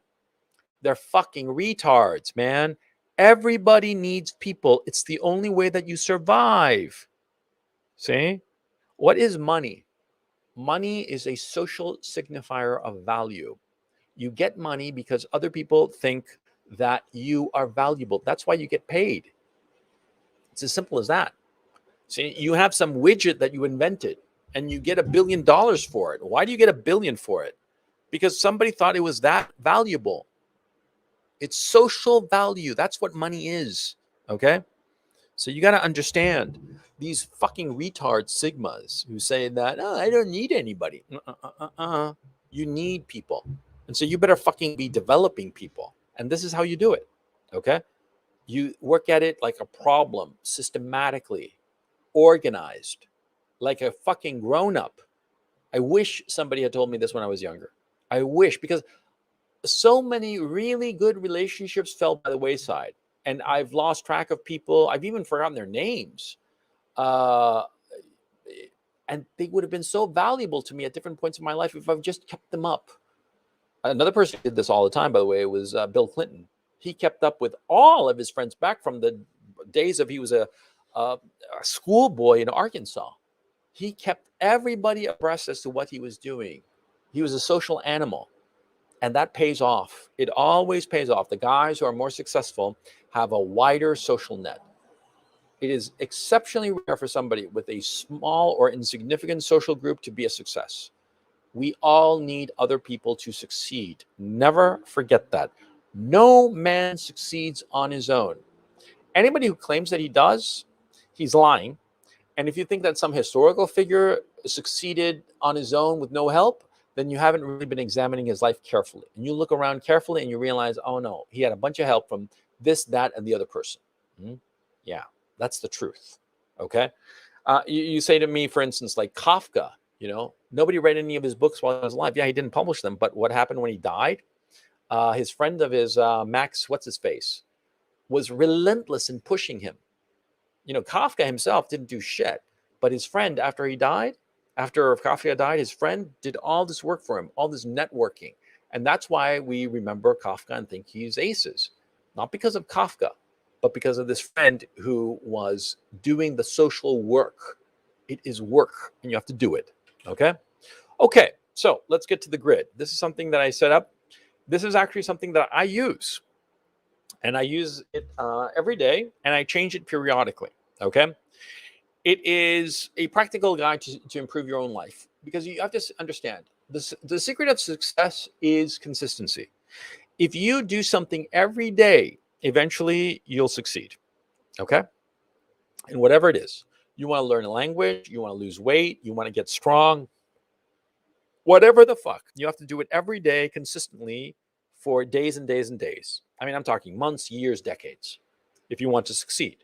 Okay. And so the best way to do this, I've found, is you set up a grid with an Excel program or numbers or whatever you have on your computer. I mean, these programs, you can download them for free, right? And you're not going to do anything sophisticated. It's very simple. On the column side, you put the days of the week, Monday through Sunday, right? And you put them with the actual date as well. Like, for instance, today is the 1st of August, Sunday, the 1st of August. And you take it all the way down to the bottom of the page on the left-hand column, right? On the top row, you write your goals, whatsoever those goals may be. And now I'm going to get to an example in just a second. I just want to show you I just want to explain it to you. And you print up this grid, okay? Make sure that when you, before you print it up, that that all these squares have little borders around them, because you're going to write in them, okay? And you put this sheet of paper that you've printed up with all these little empty boxes, you put them on a clipboard in your room with a pen. You know those Bic pens that have 4 colors that you flick them down, and you get the blue, the black, the red, and the green, right? You get one of those. And you tick off items every day so you know where your time and energy has gone. Now, let me give you a specific example. This is a hypothetical one that I just made up on the spot, okay? And for purposes of this, I personally have a different kind of priorities right now. So the top row is different for me now, but I just made this up hypothetically for anybody. And you change it as you see fit. You change it for the things that are important to you, okay? Now, as you'll notice, on the left-hand column, you have the date, Monday, Tuesday, Wednesday, until Sunday, right? And on the row, it's date and then sleep, weight, workout reps, reading, meeting new people, healthy meals, okay? These are the things that are priorities for this hypothetical case. Notice that I didn't put, for instance, work or studying. That could perhaps be a important thing for you, so you want to put it there. Perhaps, like, for instance, when I used to write prose fiction, I would have one of my columns would be how many words did I write? My target was 2,500. Okay. Now, remember I told you to get that pen that has 4 colors. Let me show you an example. Hang on. I got one right here. Hang on. Let me go to the thing. Now, you see this pen? You see, this is a big pen. There you go. And it has like 4 colors. And so I press this one here and I get blue ink. You see what I'm saying? And I snap it and there's the red one right there and so on. Okay. Okay. So this is what you do. For each of these columns, you set for each of these columns, you set your target. For instance, sleep is 8 hours. And you set one for sleep, one for weight, okay. And what you do is that every morning you record how many hours you slept that previous night. And in this hypothetical, I put down that the night before Monday morning, that is Sunday night, right? Because when you wake up, you write down how much you slept the night before. That night, this hypothetical slept 8.5 hours. But the next night, that is the Monday to Tuesday night, Tuesday morning, he wrote down he only slept 6.5 hours. And he wrote it in red. See? Green when he is over the target, red when he's below the target, blue when he's on target. In the case of this guy, it's 8 hours. This is a hypothetical. It could be that your target sleep is 8 hours or 8.5, whatever it is. You write down if you hit the target or not in green, red, or blue. Okay. If you're above the target, I mean, you're really rested, write it down in green. If you're below target, red. Now, the weight, for instance, suppose the target weight, this hypothetical, is 75 kilograms. He wants to weigh 75 kilograms. 75 kilograms is, I do believe, 165 pounds. Now, suppose that he's on Monday morning, he tips the scales, naked, bare-assed at 85.5 kilos. He has to lose 10.5 kilos, right? So he writes it in red because it's above his weight, his target weight. Then the next morning he wakes up and, he ate better, and ate less and did more exercise, whatever the fuck. He's down to 84 kilos. He writes down in green 84 kilos because it's better than the day before. The Wednesday, he goes up to 84.6. So he writes it in red. Thursday, he is the same weight. So he writes it in red because he hasn't gone down. He hasn't gone up, but he hasn't gone down. And he hasn't gone down. The 75 kilos is the target weight. You only write in blue when you hit your target. If you haven't hit your target, even if it's the same as the day before, you write it in red. Okay. Now, Friday, the guy is down to 83.7 kilos. He lost 900 grams overnight or from in one 24-hour period. So he writes it in green because he's going down. You want everything to be green. The more green, the better. That's why you write these things with a colored pen, because at a glance, you can tell if you're on the right track or the wrong track. See? The more green or at least blue that you have, the more on track you are. Now, workout reds. I have this, by the way, because I do workouts, but I do different kinds of workouts. So rather than writing every kind of fucking workout that I do, I just define, like, I'm going to do 3 reps per day. And, sometimes they're crunches, sometimes they're push-ups, sometimes they're pull-ups. It doesn't really matter what the fucking workout is. What matters is I do these 3 reps. I do 30 repetitions, okay? 1 rep of 30 repetitions. When I have 3 check marks, that means that I've done it 90 times. But it's different things, but it doesn't matter what the fuck it is, okay? And like, for instance, with pull-ups, I count one rep as 10, okay? I mean, rather, one set as 10 reps. Because, 30 push-ups, I consider it equivalent to 10 pull-ups. You see what I'm saying? So you just define them. But the important thing I have to emphasize, is that all you care about is ticking off the reps. You don't care about what it is specifically, okay? It could be that you do care because you're doing something more specific. Then write it up. Have a specific column. For instance, if doing pull-ups as opposed to push-ups is important for XYZ reason, then have a column that is dedicated to pull-ups. But you see what I mean? You gauge it as you see fit. You have your targets as you see fit. Now, reading, for instance, I personally read 50 pages a day. That's my target, right? But 50 pages is pretty heavy. What you should do is start like 10 pages, for instance, or 20 pages. And you write the same way as with the sleep. If you hit it, if you're above the target, in green. If you're on target, in blue. If you're below target, in red. And very soon, you're going to get addicted to that green. You're going to just want green, okay? And that's what you do. When you fuck it up completely, you put red exclamation marks, okay? And that, of course, you'll associate it quickly, instantly with something very negative.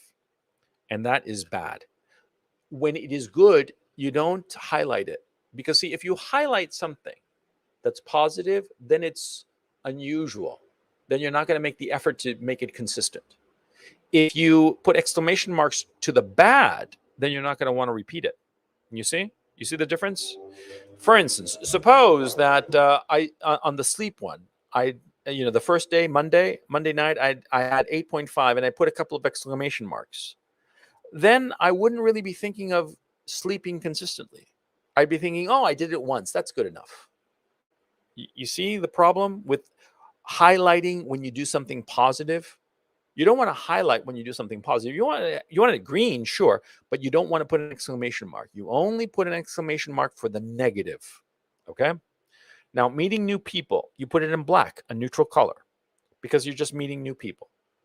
and you put the names of the people that you want to meet. Now, this is an example in which it's a priority for you.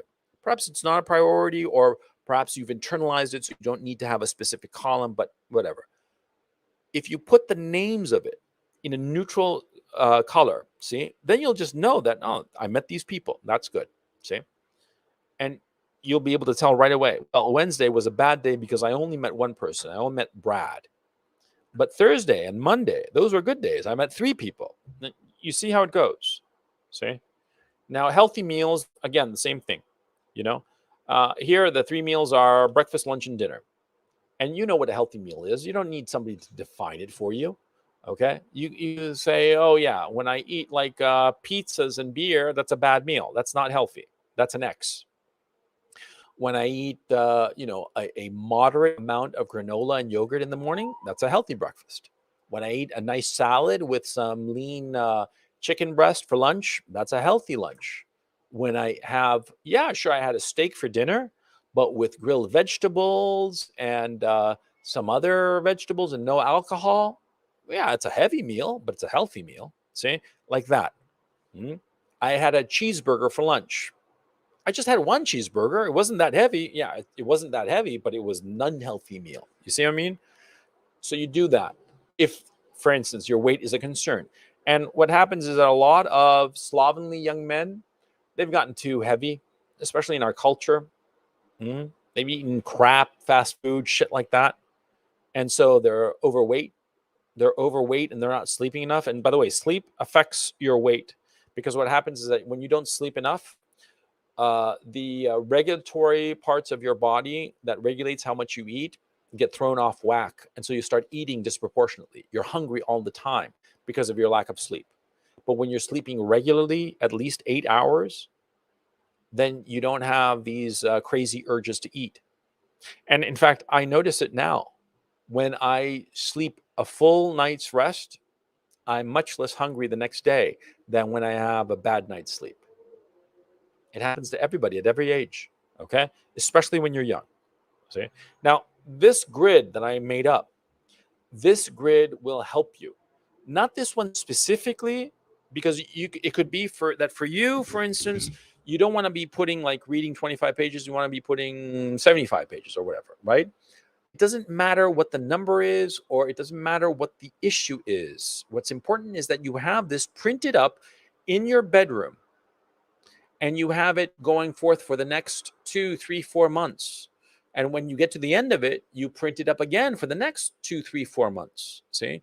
And you have it on a clipboard, and you see it. You put it in a place that you can't avoid looking at it. It'll be like a guilty conscience when you're not doing it properly, and it'll give you a huge emotional boost when you are doing it properly. That's the thing about it. When you see it and you see a lot of red or a lot of empty spaces, which is the same thing because you're not keeping it up, it'll make you feel guilty. But when you see it propped up there on your bureau, perhaps, right? Or right next to your bed or something, and you see it, always prop it up so you can see it, and you see all that green, it's just going to make you feel good, relaxed. You're on point, on target. You pick the things that are important. I personally think that everybody should put sleep and weight and healthy meals. Okay? Those are the ones that you should put all the time. The workouts, the readings, the meeting new people, those can vary. But sleep, weight, and healthy meals. Yeah. Because it's very easy to shortchange your sleep. It's very easy to do it. You'd be like, oh, just tonight. I'll like go to bed really late and wake up really early, but just tonight because I have to do shit. And then the next night and the next night and the next night. And you'll get into a very, very bad spiral. But if you force yourself to write it, then very quickly you realize, holy shit, my sleep patterns are going off the rails. I got to get back on track and make sure I get my 8 hours. And don't give me this bullshit that you can get by on 4 or 5 hours. Every cocksucker says that, and it's a lie, okay? There actually are people who have a very rare genetic mutation who can actually get by on 2, 3 hours of sleep for prolonged periods of time. Do you know how many people they are? It's something like 1 in 10,000. Okay? Not kidding. Read that book that I mentioned before, Why We Sleep. He talks about this particular issue. It's a lie that people can get by on 4 or 5 hours. They can't. They accumulate a sleep deficit and it affects performance. You have to sleep 8 to 9 hours every fucking night. Nobody can get out of this. And anybody who claims different, look, I've gotten to the point that I've had arguments with people about it, and I've decided that anybody who says that, I just dismiss them as an idiot because they're wrong. They are wrong. And I've noticed that whenever I'm very diligent about my sleep patterns, my performance, my mood, everything about my life is much, much, much better. I mean, apart from being just in a better mood and sharper, I'm actually healthier and just better in all regards. Anybody who says that they can get by on 4 sleep, they're lying. And you're a young guy and you claim this, you're the biggest fucking liar. And you're an idiot because you are fooling nobody but yourself. Okay? Convince me, you're not going to convince me because I know it's not the case. Don't fool yourself. Sleep 8 to 9 hours as God intended, okay? As evolution intended. It's necessary, okay? Now, the weight issue, same thing. You want to write it down because that way, you can be on point and you can say, I got to up the workout and lower the food intake. Because ultimately, being overweight, it's all about food intake and working out. Now, here's another thing. When you start this grid, I just plopped it out there. Now, when you start this grid, it's hard. It's really hard. So don't go whole hog into it.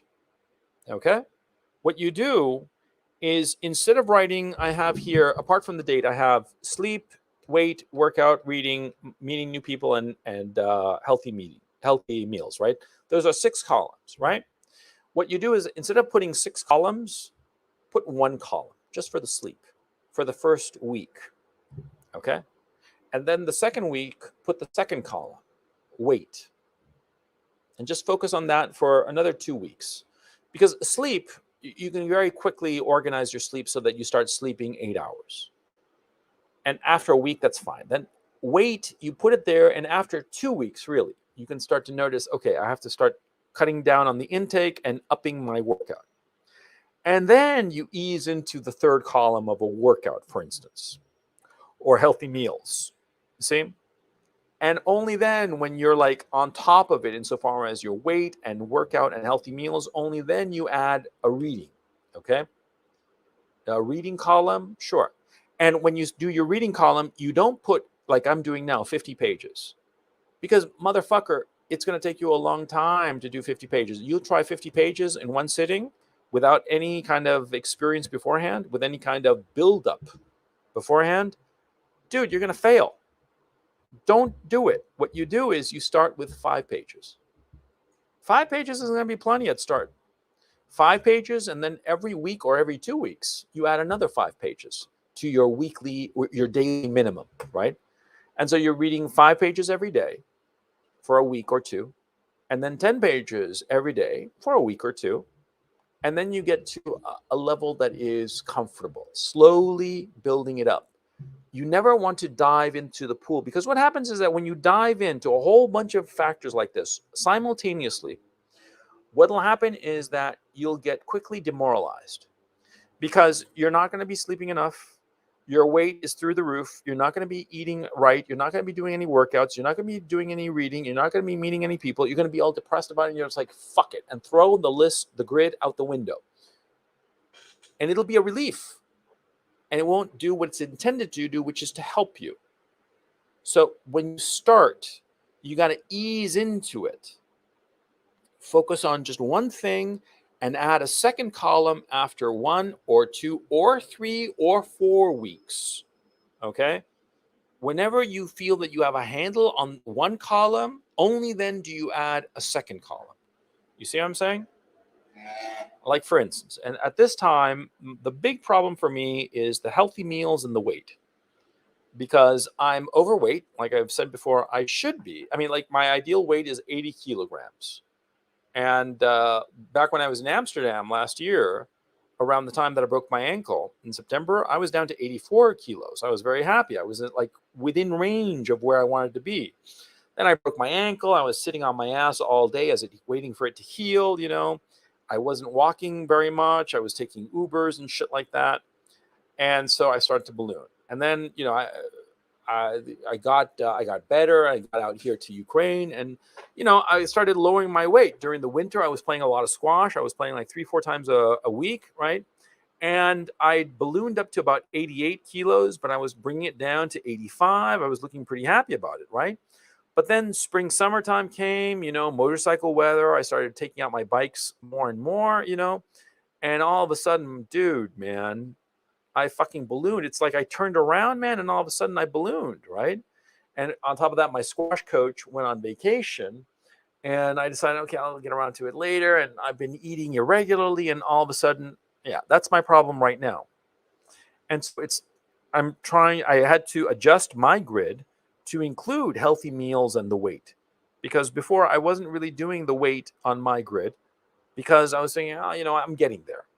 But now I'm being more systematic about it. And I'm being more systematic about the healthy meals of having 3 squares a day, but healthy squares a day. Okay. And with a reduced food intake. The other thing I'm doing that's on my grid is that I've decided that, my ankle kills me now. I mean, all the time. So like playing squash, man, it's a little bit of a fucking nightmare. But walking is perfectly fine. Walking is not as much of an impact on the ankle. And so I'm walking, 2, 3, 4 miles a day. And I'm deliberately setting time aside every day to walk. And that's something you should do. See, but you see what I'm doing? I'm modifying my grid as my circumstances change in my life and as my priorities change. The grid is not fixed forever. It's just fixed for a period of time. And you slowly expand it. This is the thing I really want to emphasize. You don't start on all this shit all at once because you'll get demoralized. And you don't want to do that. You want to slowly be building it up. Slowly but surely, systematically, relentlessly. And before you know it, it's going to be all green in all the columns. Okay? And so this is the approach. This is a practical approach that can help you get to where you want to be. Okay?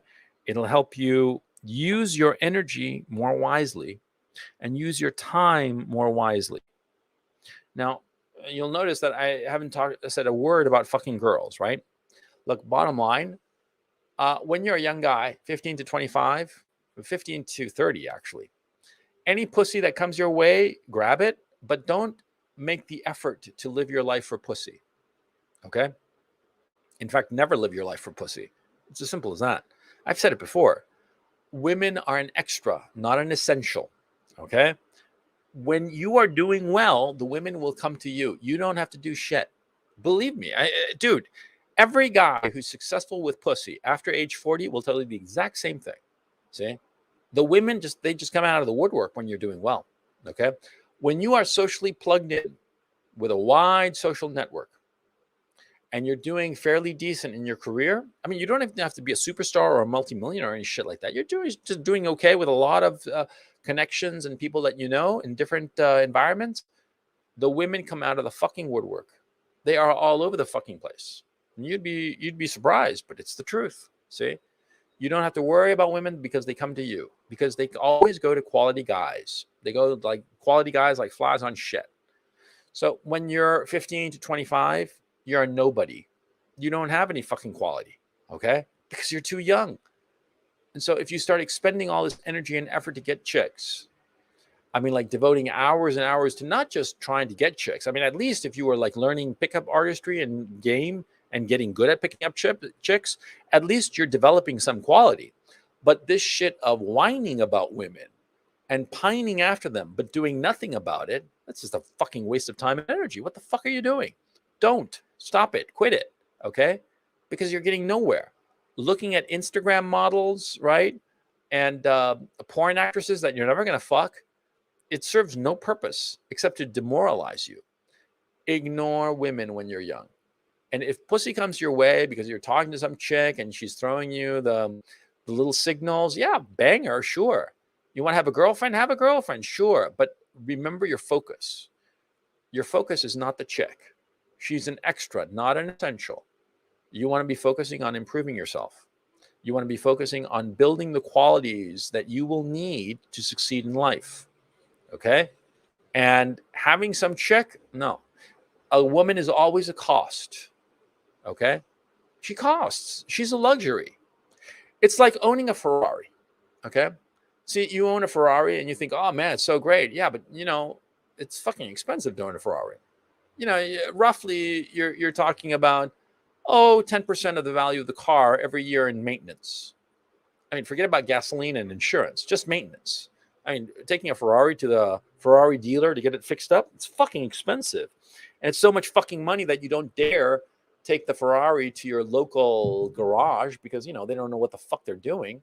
You know, I mean, a Ferrari is like, for all intents and purposes, like a fucking rocket ship, all kinds of computers and shit like that, all kinds of specialized tools to fix different parts and whatnot. You got to go to the authorized dealer and he's going to charge you through the nose. You're talking, anywhere between 5 and 10% per year of the cost of the vehicle in maintenance, yearly maintenance, just change the oil and do shit like that. Okay. It's fucking expensive to have a Ferrari, and the insurance costs and this and that. And the whole thing is quite a bundle of money. That's a woman. She's an expense. She's a luxury. She's not an essential. This shit that I'm talking to you about, this is essential because this is you. Okay. Use your energy and your time wisely. Learn languages, learn shit, whatsoever it is. But understand what you have to do with your time and your energy. Don't waste it. Because when you get to be a guy like me, you're going to have neither the energy nor the time. Okay? And you're going to deeply regret it. Because there are things that I should have done when I was younger that I deeply regret. Okay? I had the opportunity, for instance, when I was young, to learn classical Greek. And you think, well, it's perfectly useless. Yeah, it is. But I wish I'd done it. And I had the energy and I had the time and I had the possibility to do it. I didn't learn Russian. And like my Dartmouth teacher, she begged me to learn Russian because she was like, dude, you learn Russian, you'll get into Princeton PhD program like that. And I'm like, fuck that shit. I was like a little punk. I didn't know what the fuck I was doing. But anyway, I didn't learn Russian. And now I really regret it. Because now I'm too old to learn it because your brain gets hard. It's hard to learn a new language. You just don't have the flexibility, the malleability to learn a new language. And when I was, 25, 26, I could have. Okay. So there are a lot of things I regret. And most of it is focused on these two things: squandering time and squandering energy. I hope this has helped you out. And I hope that you won't make the mistakes that I made. Okay. Okay, so let me take some questions here. Let me hang on. Let me put this in the clipboard and I'm posting it now. There you go. Yeah, unrealized potential kills you. Yeah, the keto diet is great, by the way. Mr. Sir says, I'll put it up real quick. If keto doesn't work anymore, you can also try taking some vitamin D, but watch out. Well, you should always, vitamin D, do it naturally. You should never take supplements because every supplement, it has other shit that is not good for you. Okay. So my suggestion is you never take supplements if you can take the real thing. Okay. Vitamin D, from firsthand experience, I can tell you, you want to, get sunlight and not take vitamin D. The vitamin D, it made me feel awful. Okay. And so it's just a mistake. Okay. Okay. So first question up is Ray. How's it going, Ray? How's it going? Ray, are you there? Oh, Ray winked out. Okay. Let's hope Ray comes back. Iron Fist 99. Hey, Iron Fist. How's it going? Hey, Coach. Can you hear me? Yeah. Yeah. What's up? Okay, I have some questions I wrote down. Me being 21, I'll keep it short. Yes, to the point, because you've monopolized a lot of time. I don't have a problem with it, but there are other people who want to ask questions. Perfect. So really to the So point, and being don't tell me that 21, you're well off. Okay, that's really fucking annoying. okay, I I'll apologize. tell you, as somebody who is totally disinterested, if you tell people that you come from a really well-off background, they think you're a fucking asshole and they want nothing to do with you. I'm telling you for your own good, because nobody else will tell you. If you tell people, they will despise you, and this is a reality. Okay, so I'm sorry to tell you, but it's something that you should be aware of, and everybody should be aware of. Okay, Iron Okay, well, Fist, I appreciate it. Thank you. Go Okay, ahead. so being 21, how do we define ourselves in our own mind? So we constantly hear from other creators that we're losing society. But when we go to like talk to people, or how do I still have confidence but still tell myself that I'll be better off in the future? Because you're right. Arguably speaking, we are losers when we're 21, 22. We don't have much to offer to society. But how do we not let it get us down in a sense? How did I get black pilled? Pretty much what I'm Uh, asking. okay, you have to understand that when you're doing like a physical activity, like I recommend you do, whatsoever that physical activity is, see, in short order, you'll notice that you're improving, that you're getting better. Like for instance, like this past December, I started playing squash again after a while, after a break, a hiatus. And yeah, I kind of like sucked at first. And I played one guy in particular, and he kind of beat my ass. But, about a couple of months later, I played him again, and I was competitive. And I just realized I'd gotten better. When you're doing something consistently over time, you will notice quite naturally, and without having to go out of your way, that you're getting better. And that will give you the confidence to realize that in other aspects of your life that are more long term, you will get better as well. For instance, when you are consistently writing down your weight, if you're overweight, say, and noticing how by eating better and just doing basic exercise like just walking and some random repetitions of some exercise every day, you are consistently losing weight. It will cheer you up and give you the sense that in other things that you don't see such obvious progress, that you are progressing as well. You see, and that will naturally happen. So you don't have to worry about it. So long as you're doing a multi-pronged approach, when you're doing multiple things and trying to improve multiple areas of your life. That's why you want to have a grid, because when you have a grid, you can track how you are progressing in each of these aspects that you are monitoring. And this will give you the impetus on those tracks where you are not obviously succeeding or where you're kind of like static. Okay. Like, for instance, if you're consistently reading, you started off with 5 pages every day and you're up to 25 pages every day, it'll give you that emotional boost and help you to dig deep when, for instance, the weight part is still high. You see what I'm saying? Yeah. So that's why you do it. Okay, I have And one last question. go ahead. Given the fact that, as you know, I'm in Israel and I'm basically locked out of anything. I can't socialize. I can't go to bars, clubs, MMA, gym, whatever. And I think for the next couple of months in Europe too, probably the US too, we're going to see this. How would you tell, what advice would you give to us, the younger guys? We want to socialize and talk to people, but for all kinds of reasons, like we can't go. How would you handle this being yourself if you were our age? Yeah, I'd go on Discord servers and try to talk to people. Yeah. Okay. Yeah. Yeah. I mean, Thank you. that's the best you could do at this point, because I mean, no, it's this very serious problem. It's very And depressing, to be honest. yes, and I think that this is the reason why there might be a really serious revolution on the hands of the elites if they don't back off this whole lockdown shit, because it's driving people insane. What And if what? that's the bottom line issue. It's driving people out of their fucking minds. But most of Okay. my friends in Israel, they just all took the vaccine and they're all happy with it. In fact, many of them want the third vaccine. Like, hey, I take the vaccine, I'll go to the bars or whatever. They don't mind. Well, well, Which I I find myself without friends now. Because well, see, my thinking on any kind of medication is that you want to be really, really sure that number one, it works, and number two, it doesn't have colossally bad side effects. I cannot tell you, for obvious reasons, whether to be vaccinated or not. And my official position is sure, I guess, if that's what the authorities say. But my thinking is that I never take any drug or any medication unless I know exactly what the effects are and there has been a long enough time for it to be proven to be safe. Okay, that's my mentality. Okay. well, the great honoree is that my whole family got it, and now everyone's in quarantine for Corona. It's pretty funny. After getting vaccinated twice. Anyway, thank you, Coach. Take it easy. Hey, Nathan, how's it going? Well, good or great, Coach. Finally here in the stream. Hey, first of all, I want to give you the thanks. Thank you for your videos. It's been great help. I can't hear you properly. Can you speak closer to the microphone? Okay, can you put somebody else while I set the mic? Okay, I'll put you on mute. Hi, Iberian. How's it going? Are you there? Hey, is my mic good? Yeah, it sounds fine. What's up? I wanted to ask you. You're talking about a new hobby. I want to pick up a new instrument. What do you recommend? Guitar or piano. Yeah. Piano. I've always thinking of a piano. That's it. Yeah, I'd go with either one of those two, and I would. I think it's called the Suzuki method, where you learn to play one song really, really well, and not a song that's particularly hard, right? But you practice and practice just the one song, as opposed to just random finger exercises. I think it's called the Suzuki method.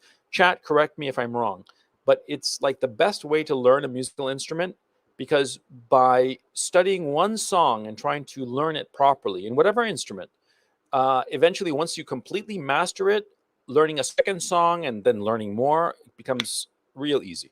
Yeah. So that's what I would do. Yeah. Anything else, Iberian? No, that's it, man. Thanks a lot, dude. No, my pleasure, man. Take it easy.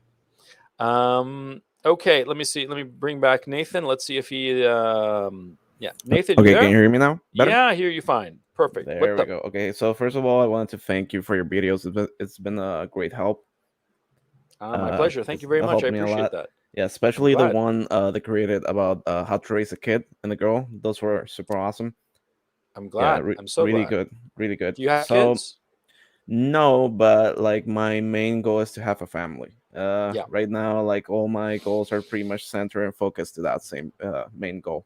Yeah. So the main question I want to ask you for a couple videos now, I haven't been able to get to the stream, is that um, right now I originally lived in Puerto Rico. I actually did the move in December 5th. I just decided, hey, like screw this, fuck it, I'm gonna do the move now. 2 weeks later, I was in San Antonio, Texas. Right now, I'm currently setting myself up, and there's two main things I want to do. I'm applying for masters in social work. I always want to do that field specifically, focus on that. That's something I always liked. And the second thing is that where I want your point of view is that whether or not to join the ROTC. I think joining the ROTC is great because it has a lot of benefits. Yeah. And so, yeah, I joined the ROTC. Yes, Yeah. because the thing is that you had a couple videos, I think it was a couple years ago, or I Yeah, don't join know. the military. Yeah, join the Exactly. Yeah, military. yeah. Yeah. So Yeah. my question was whether or not you changed the mind, because people actually change their minds every now and then. No, So no, no. taking consideration the things that are happening right now in the world with the states probably getting Yeah, into. well, that's why if I were to join the military now in the United States, I'd probably join Recon Marine. That's what I'd join. Now, I Yeah. can't join the military because my eyesight, it's so poor that they'd reject me. Okay. But if I could have gone to the military, I would have picked the toughest outfit, the hardest outfit, the physically and mentally most demanding. See, because that's another thing that and there are lots of things I miss on this video. I think on this webinar, you see, when you're young, you can make demands on your mind and body that later is much harder, and you should do so. And joining like the military and joining the absolutely toughest outfit, toughest in the sense of mentally demanding and physically challenging, it's all good. Because after that, you'll have that experience. You see, it's like antibodies, right? If you get really, really sick with something, after that, nothing bothers you. Nothing is a problem. See? When you go into the military and you get pushed really, really fucking hard, later in life, you can handle anything. Okay. Guys who have been in war, okay, in combat, right? First of all, there's this misconception that they all suffer from PTSD and they're all like basket cases. That's not true. That's a lie. A few, sure, but not all. And in fact, most guys who are in combat, they come out of it fine. And because of the difficulties of combat, the rest of their lives are very easy because they're like, hey, this is nothing compared to when I was in combat. See? And so you should always be pushing yourself harder. Okay. Now, about social work, I question the utility of it. I got to be really honest with you. No, yeah, I know. You have your points of view regarding that. Yeah, I understand 100%. But it's your decision. You're a big boy, so you figure it out. Like but Watsi, right now, into the mental aspect, I understand. But what I would like to eventually do is branch out into the helping people economically and other stuff, fitness and that sort of stuff. So it's like eventually I want to get my own business. So Good luck to you, Nathan. I hope it works out for you. Take it easy. Talk to Thank you you, soon. I Coach. hope. Highly appreciate it. Take it easy. Bye. Igor, how's it going? Hello, Mr. Gonzalo. First of all, I need to mention how jealous I am because you said that the mathematics was very easy for you. And I need to throw up.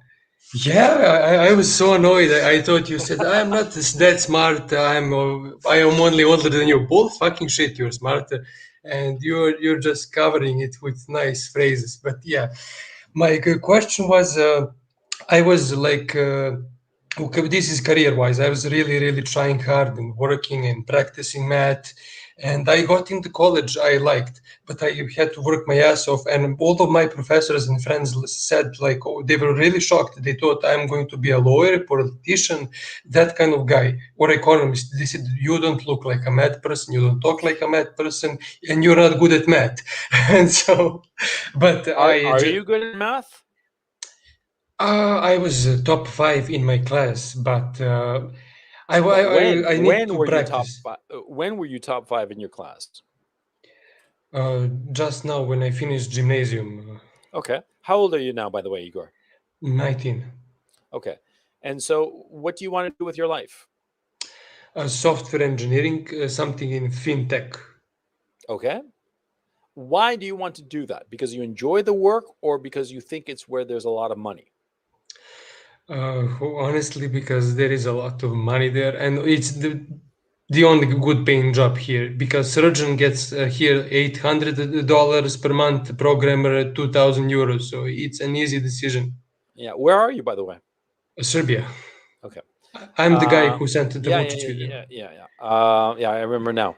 Okay, well, look, it's always been my thing that I always, in my life, what I've always done is I do something and then I think to myself, how can I make money off of this thing? How can I make money doing this thing, this activity, whatsoever the activity is?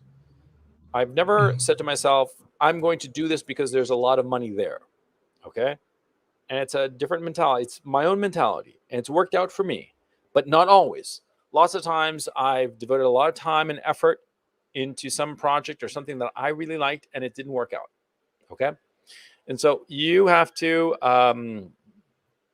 what you call it? You have to understand that that's where I'm coming from. Now, if you think that fintech and software engineering and all this shit is where the money's at, okay, then do that. But what you should be doing is, insofar as your education is concerned, you should be thinking to yourself, what do I need to know and what accreditation do I need in order to pursue the goals I have in these industries?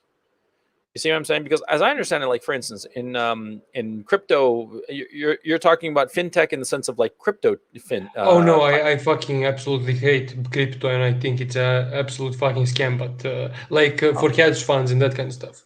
Oh, okay. Then what you have to do is you have to focus on two things. I mean, if you're thinking of going to hedge funds and banking and that sort of thing, which I know a little bit about, I can tell you right now, you have to be really good at math. I mean, I'm talking like head and shoulders, and math and physics, right? Because ultimately, a lot of high-end finance is basically physics and math.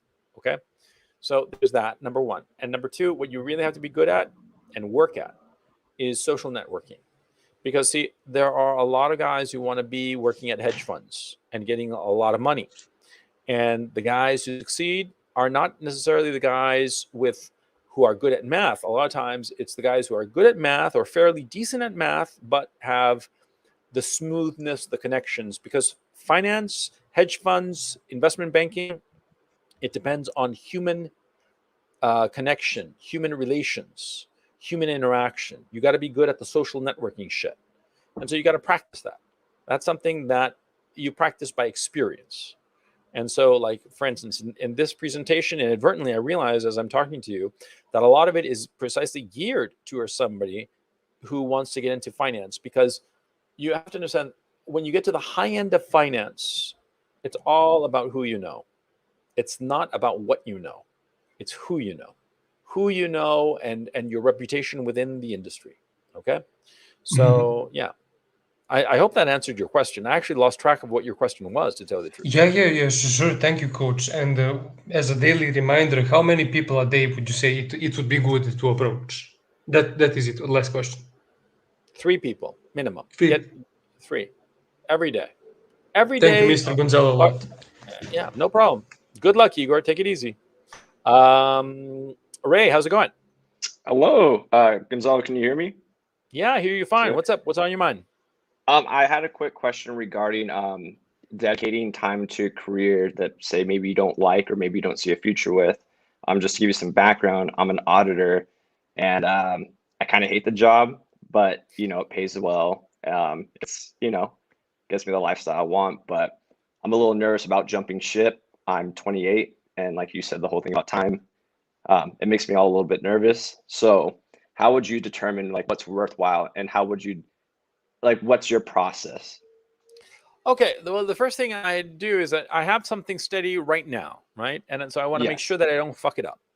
Right. I got whatever I've got going for me now. I just want to make sure that I don't fuck it up and that it'll be stable, relatively stable for the near term future, the next year. And then I would systematically start figuring out what I want to do instead. Okay? Let's just assume I just hate where I'm at, but I don't know where to go. Let's start with that basis, right? And so what I would be doing is I would be talking to friends and people who know me, but who are not connected to my work, so that this will not get back to my work. And I'd start to ask them, what do you think I should be pursuing? Because I'm really not happy here. And I'd ask my friends who know me well and I'd be very upfront and say, look, I don't know where to go. I don't know what to do, but I fucking hate it here. I'm making good money, but I feel like I'm just wasting my time and that I'm a fucking slave to the wage. I'm a wage slave. And so I want to go in a different direction. I don't know which direction. A lot of times your friends will have pretty good ideas. And a lot of times when they say some idea, you have to do 2 things. Number one, you have to not automatically reject it, because a lot of times there will be the temptation to reject it. Number one. And number 2, actually consider even those things that you think that are totally not you. It could be, let's say that they decide that, you should be like, I don't know, like a figure skater.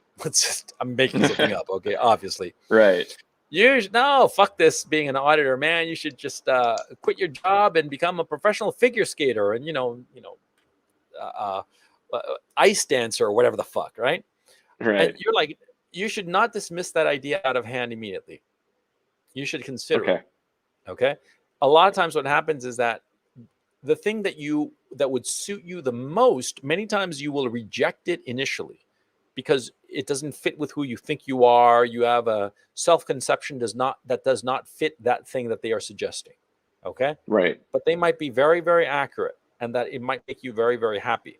Okay. And so a lot of times also, don't think about the job position. Think of what you want to be doing. You're an auditor, right? And probably you went into auditing thinking to yourself, oh, that sounds great. I'll make money. It'll be a great life. But then you realize that you spend all your time doing something that you do not like, right? Yes, absolutely. Don't make that mistake twice.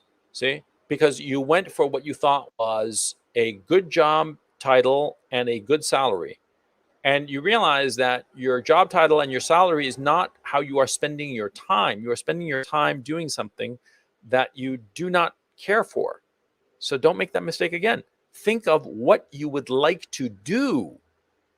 And once you figure out what you would like to do, how would you like to be spending the hours of your day, work backward and figure out, to do this thing, I'd have to be this. Like, for instance, suppose, you hate being an auditor, but you say, oh man, all I wish I could do is just skate, on an endless ice rink, and skate and dance and put on like frizzy outfit. How could I do that and get paid? You say the thought process, and then you realize, I'd be an ice dancer for some traveling group for some show or whatever the fuck. You see my point. The way the thought process has to be. Don't think of what you want to be. Think of what you want to do. And then it becomes real simple. Okay. And like I said, awesome. Pay attention to what other people say. yeah, pay attention to what other people say, even when you disagree with it. And of course, Yep. when you analyze what somebody else suggests, think of what you would be doing. Like, for instance, a lot of doctors are really fucking hate being a doctor because My all their dad's a days are, doctor. yeah, it's, He well, hates it. ask him. He says it's all paperwork, I bet. He doesn't see any fucking patients. He's not doing anything cool. People think that being a doctor is like an episode of House, but it's not. It's basically it's like the worst parts of Brazil, the movie. I don't know if you've seen Brazil. You know, no more paperwork. Okay. Have you ever seen Brazil? I have not seen Brazil, but you know, actually, the worst part of his job is actually communicating with the patients because a lot of them are kind of like not the smartest people. Well, no, by definition. And remember, half the population is below average by Right. definition. Okay. Yeah. So yeah, no, I mean, yeah, I can understand that too. A lot of smarter people have a hard time dealing with dumb people. And so doctors and lawyers have that problem all the time. But anyway, you want to figure out how you're going to be spending your time, the activity during which you're spending your time. Okay. Right. And from Got it. there, work backward. Okay. That help Cool. you out? That helped quite a bit. And I mean, if I could just sneak in just one quick question, how Sure.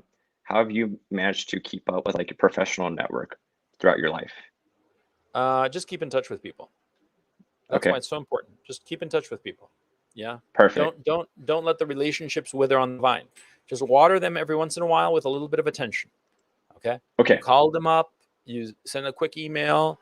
Just a quick hi. How's it going? What have you been up to? I haven't talked to you in so long. You'd be surprised. You'd be surprised. Okay. And by the way, if you have old friends, I should have said this before, but if you have old friends or old acquaintances that you haven't been in touch with in a long, long time, the smart thing is to give them a little bit of attention, send a quick email, a quick SMS, and make it. If you haven't talked to them in a long time, just do a casual thing and then put them on your cycle of every 60 days or every 90 days, sending them a quick message. Okay. Just Okay. like telemarketing. Okay. Look, it's a sales job. Okay. But you have to do it. Okay. Yes. You have to do Yes. it. And if you have Right. old relationships that you haven't kept up, send them a note and apologize and say, I'm sorry, I haven't been kept in touch, you know. And when you write to them, don't say that you're not calling to ask them something. Okay. Because that'll put everybody off. And of course, don't call them saying, I need a help, I need a favor. No. What Of you do course, is yeah. that you say, I'm sorry, I haven't kept in touch. I've been sort of like a jerk and I've been busy and then life got in the way. How have you been? I've been doing this. I hope all is well. Take care, Ray. Got it. Okay. Yeah. Don't mention that you want something from them or that you are not calling them because you want something. Okay. That's a mistake a lot of course. guys make.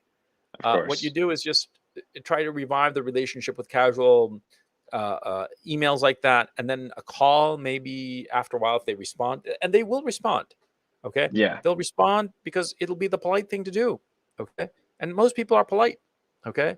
And of course, they will enjoy hearing from you. Most of the time, I mean, when I hear from somebody that I haven't heard from in a long, long time, I'm happy to hear from them. Okay. So, yeah, that's what you do. Cool. Okay, Ray, take it easy, man. Hey, really quick, thank you so much for everything. I've always Oh, loved my watching pleasure. your YouTube channel, and thanks for having me on. Thank you. Gonzalo, I appreciate you have a good day. I Thank appreciate you. You too. Take it easy. Bye. Herminio. Hi, how's it Coach. going? How are you? Pretty good. Pretty good. What's up? What's on your mind? Well, I have two questions. The first one is, I like the German language, but Yep. I just don't see much future in Germany. I mean, I know they will never get like Greece or Spain or Italy, but I mean, it's getting so like with the Are immigrants. you in Germany now? No, I'm Mexican. I'm in Guadalajara. Okay. Because I mean, So why are you hitting me with learning German? Is useless. well, I because don't I already know English. I mean, it could be way better, but I don't know. I feel like I could also learn another language such as Russian or German. But Okay, well, learn Russian or German.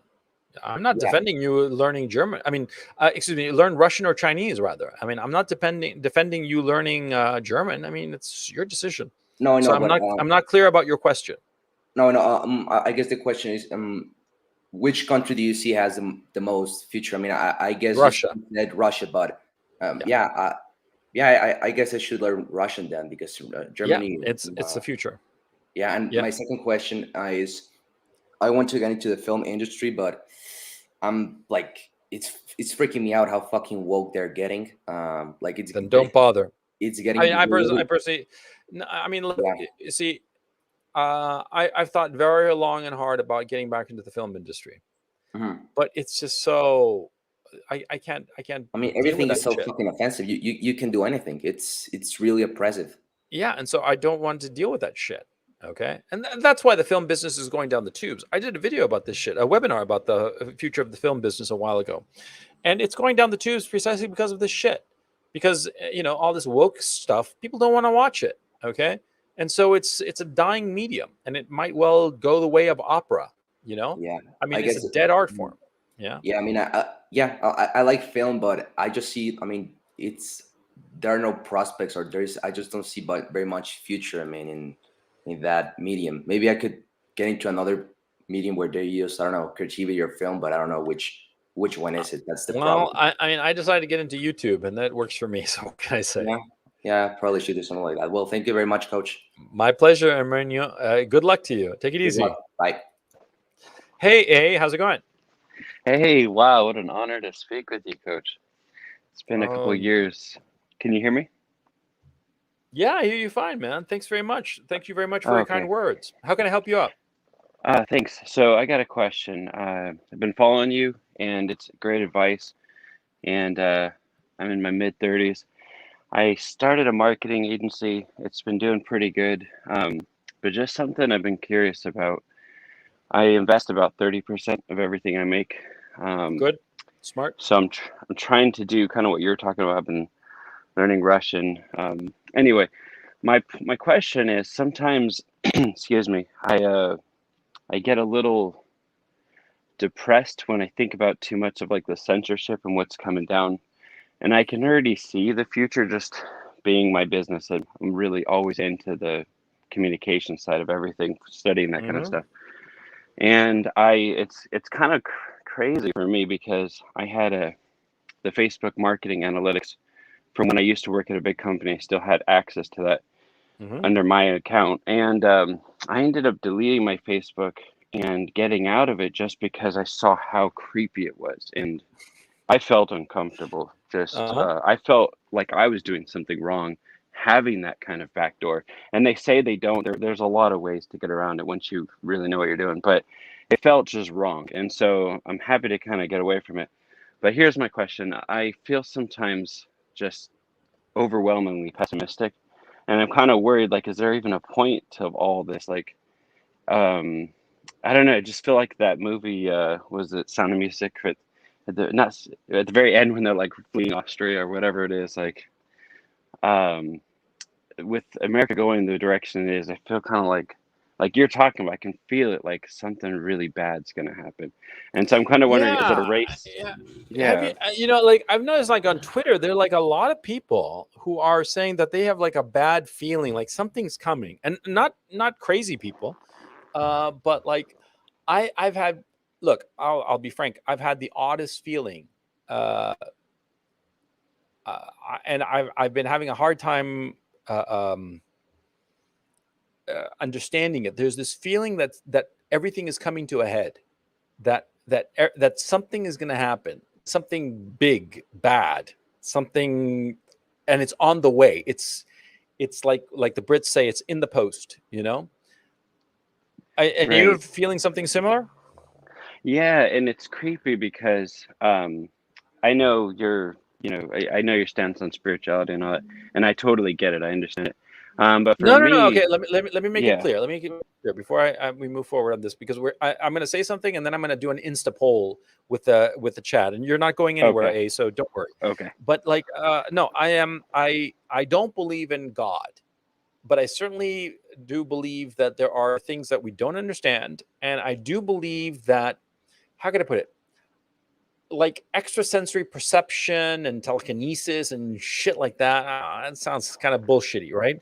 But that we can sense things that might not be obvious, either right, because there is something like some wave or some vibration out there, or more likely because we are perceiving a whole bunch of small bits of data that are below the threshold of consciousness, but which our unconscious mind puts together as something to warn us about, which makes sense because like human Right. beings are, like all species that have been preyed upon by predators, we have developed the ability to sense things on a subconscious level that on a conscious level we are not aware of, but we act consciously on these subconscious impulses.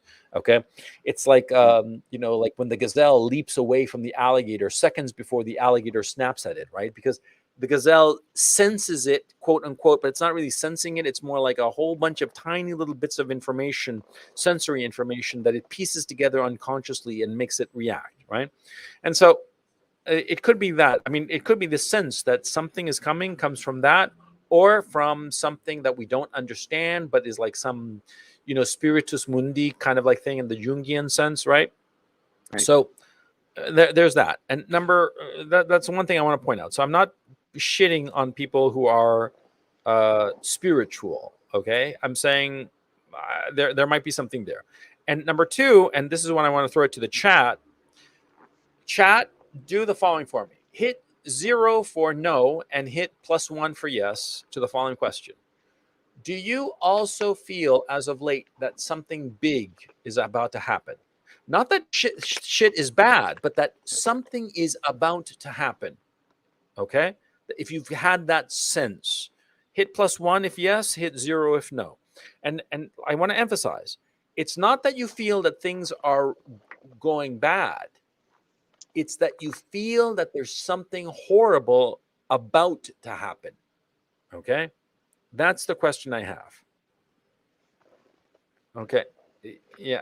I mean, like that you all feel that something is about to happen that's fucking horrifying or horrible. Okay. Yeah. I mean, I have that feeling too. I have that feeling. I can't shake it. It's like that feeling of like, a long-tailed cat in a room full of rocking chairs. Like something is about to happen that is just really creeping me out. And I can't put my finger on it and I don't quite know what it is, but it's sort of like, and I've noticed at least 2 other Twitter accounts have had the same feeling of people that one of them is Yeah. somebody that I politically disagree with intensely, and the other is sort of like neutral politically. But they both mentioned out of the blue that they felt like something was on its way, something horrifying, something big. They didn't say horrifying, but I feel it's something. Yeah, yeah. Doom incoming, says RM. Yeah. No. Ray Menchaca, I'll put it up really quick on the screen. He says, for me, I think something is going to happen with Biden, then it'll be downhill from there. I don't know what comes next after that. No, I don't think it has anything to do with Biden. It just feels like something is going to happen big that is going to blow everything the fuck away, So anyway, Right. hey, I monologued enough. Going No, back to you. that was a terrific monologue. I appreciate you stating that because it really ties in interesting to what I was going to say. Yeah, I know this might sound silly, and I'm not dumb. I sure. understand it might sound outlandish, but since I was high school, I knew when it was not just my normal dreams. Every now and then I'd get really unusually highly specific dreams, and they would happen. Mm-hmm. And they're always in the future. And I'm not like an oracle or some hippie idiot or something like that. Okay, I'm scared. I'm Astradamus. scared. I'm scared. No, not like that. They were usually to help me because I would ask a Okay. question. And anyway, so I was just, we've both been following what happened with America, and we all know something's not right. Everything feels off with the election and all that. And it was strange.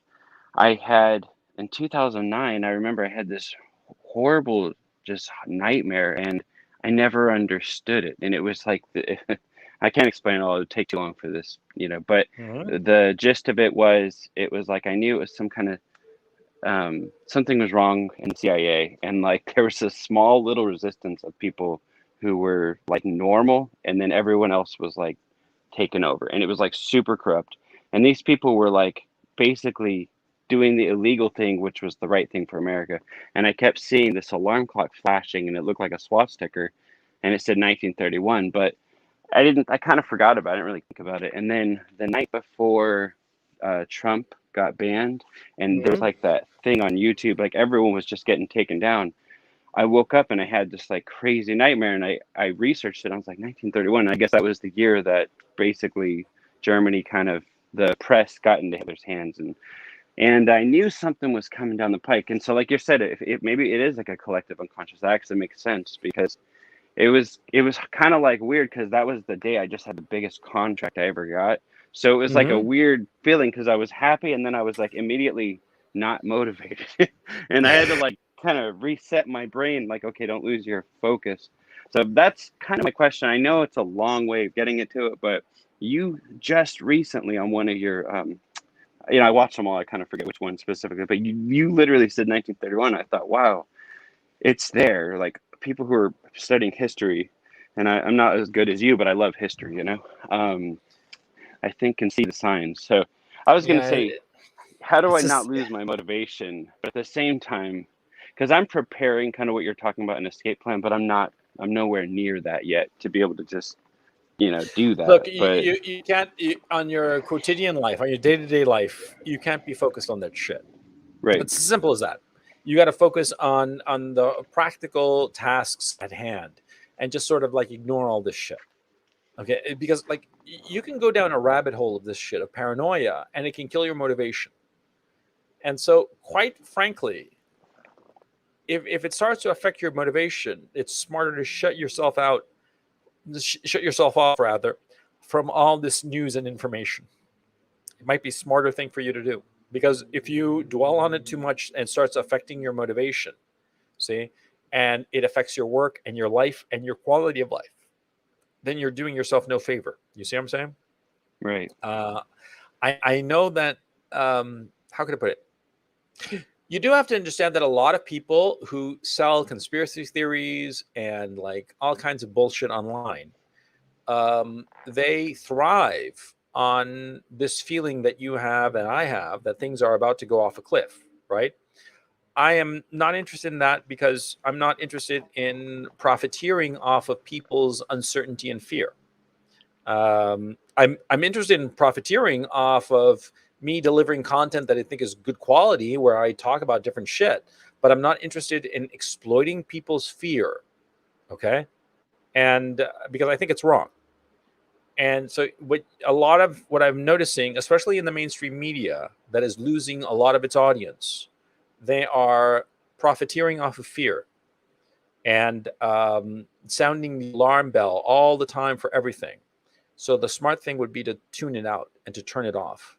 Because if you focus on that, you'll be in a constant state of tension, and it'll demotivate you to pursue the things that you want with your life. And you shouldn't do that. You should not do that at all. You see what I'm saying? Thank you. That was very helpful. I know it sounds simple, but that's very helpful, actually. I hope it does So help. I hope it does help, because like I said, unfortunately, in this attention economy, because that's what we're living in right now, um, drama, hysteria, and red alert danger sells. It gets people's attention, and because of it, people give their attention, but at the same time, what they receive is tension and uncertainty and fear. And that's not a way to live a life, because when you have tension, uncertainty, and fear, then it robs you of any motivation to do anything with your life. And life will then just pass you by. See? You have to think to true. yourself that whatever will come will come. You don't have to worry about it or wait around for it. You just have to keep on doing your own thing. When things are really, really clear, well, then you make your move. But I mean, like, we're talking here, a couple of guys, and I'm telling you, yeah, I feel like this weird thing that's about to happen, but I can't identify what it is. And so, since I can't identify what it is, if it's coming from here or there, the Chinese going to invade California or some shit like that, then there's nothing to be done about it. Okay. And so, don't worry about it. I mean, I know that sounds kind of cavalier, but that's the best you can do. Just don't worry about it. Whatever will be, will be. Okay. Thank you. That's terrific advice. And this is not a question, just something I wanted to Sure. say. I emailed you, it was like 2 years ago. It was a while back, a long time ago. Okay. Question about my son. It was like a personal one.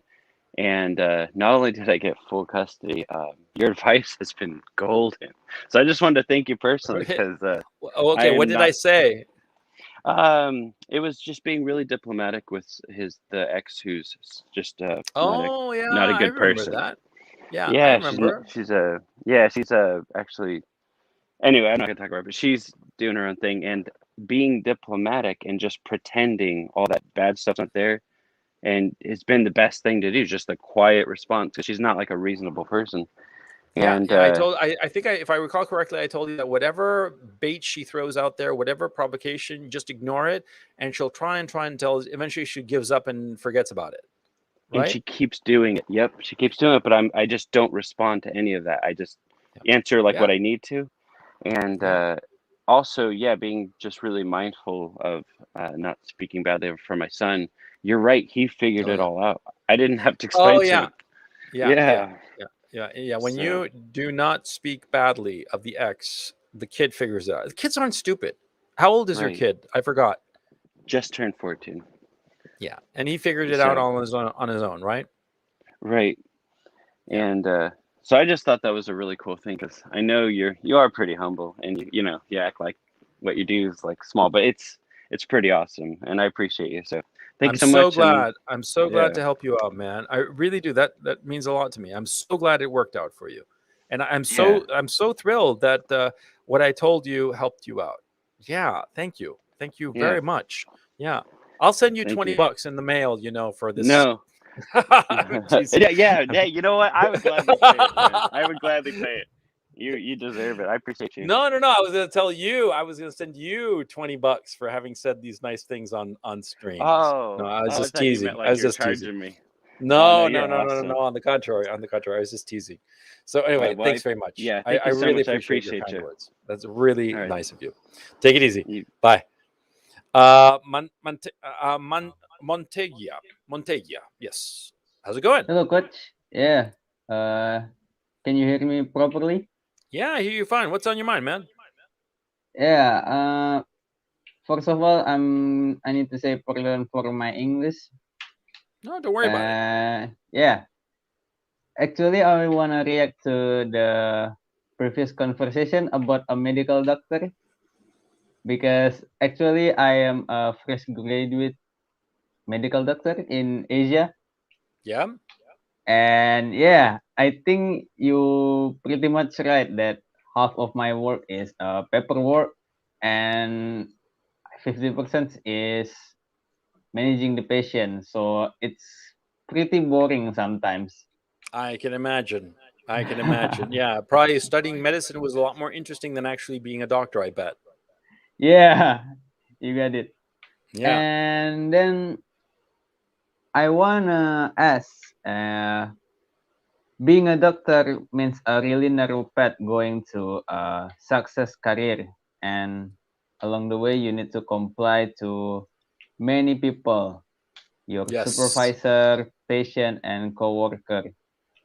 Hey, do you have any advice to a person that going to the same career as me, that is a young man that really going through a hard time and it's getting worse because this pandemic? The what? Uh, it's getting worse because the pandemic of COVID-19.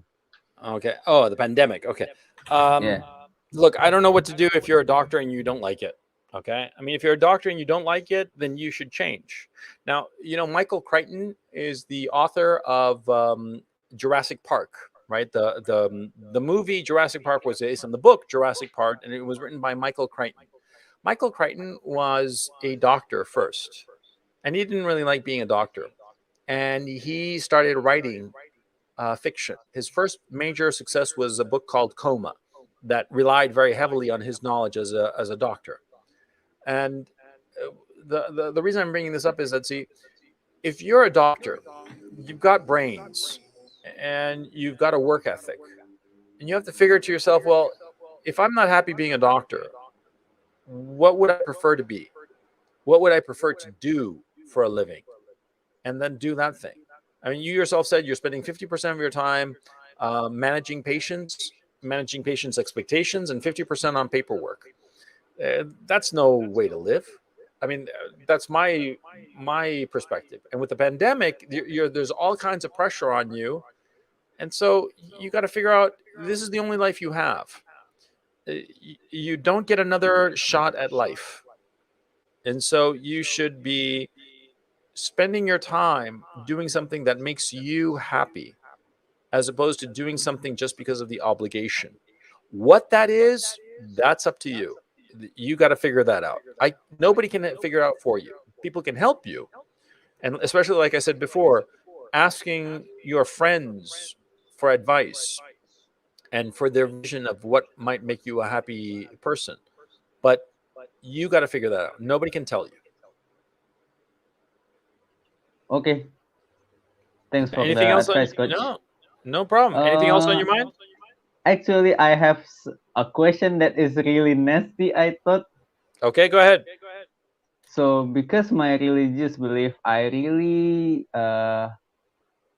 know jerk off really late in life because Okay. I'm really conservative Muslim back then and Okay. my teenage years.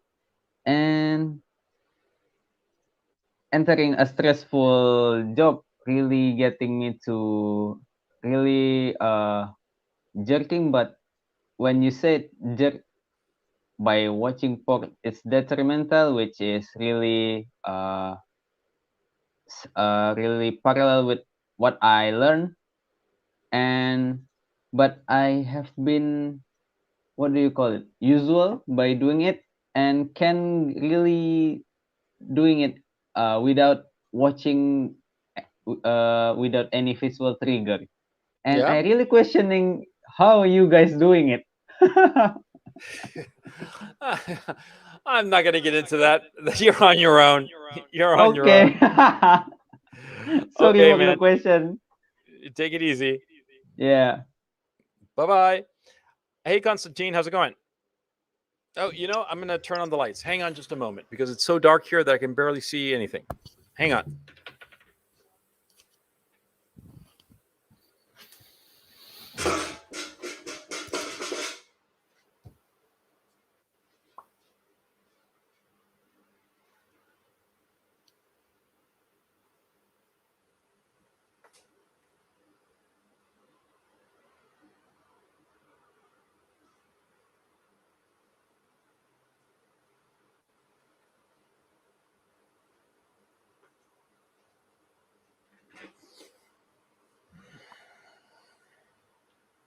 Hello, Constantine. Are you there? Yes, can you hear me? Yeah, I hear you fine. What's on your mind, man?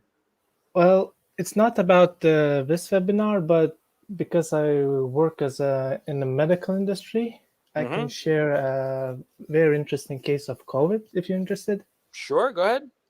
Well, long and short of it, I work as a paramedic in one of the Baltic states, and like 3 weeks ago, I got a call that a 71-year-old old man was feeling ill, so we got the call. We're driving it, and then our dispatcher, I don't know how in English, the call center told us to hurry up because the patient is getting very ill. And when we arrived there, that person wasn't breathing. We did 1 hour of CPR, and after our efforts, that person died. Okay.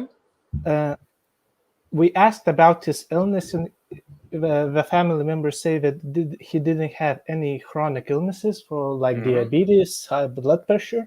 What about his weight? He wasn't overweight, normal weight. But 2 days ago, their family members said that he got his second vaccine. Yep. Yeah, and the funny thing is that when they did that, what was the cause of death? We don't know. We don't really know how to get that information because that is not our expertise or whatever. But the funny thing is that we tried when we did CPR for 1 hour, we couldn't really lock on the oxygen level in his blood.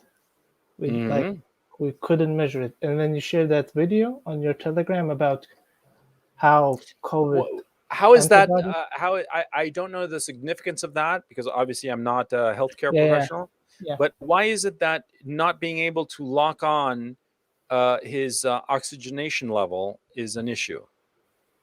Because we don't know if we put in the if we supply oxygen correctly to the person, if we push down the tube into his lungs correctly, or Yeah. if there is a blockage or whatever. Mm-hmm. Our theory was that something might have happened to his heart. Mm-hmm. That is our theory, but we don't know anything. When did this happen, and can you find out how he died, or what was the autopsy? Sadly, I don't know. Okay, and when did this happen, by the way?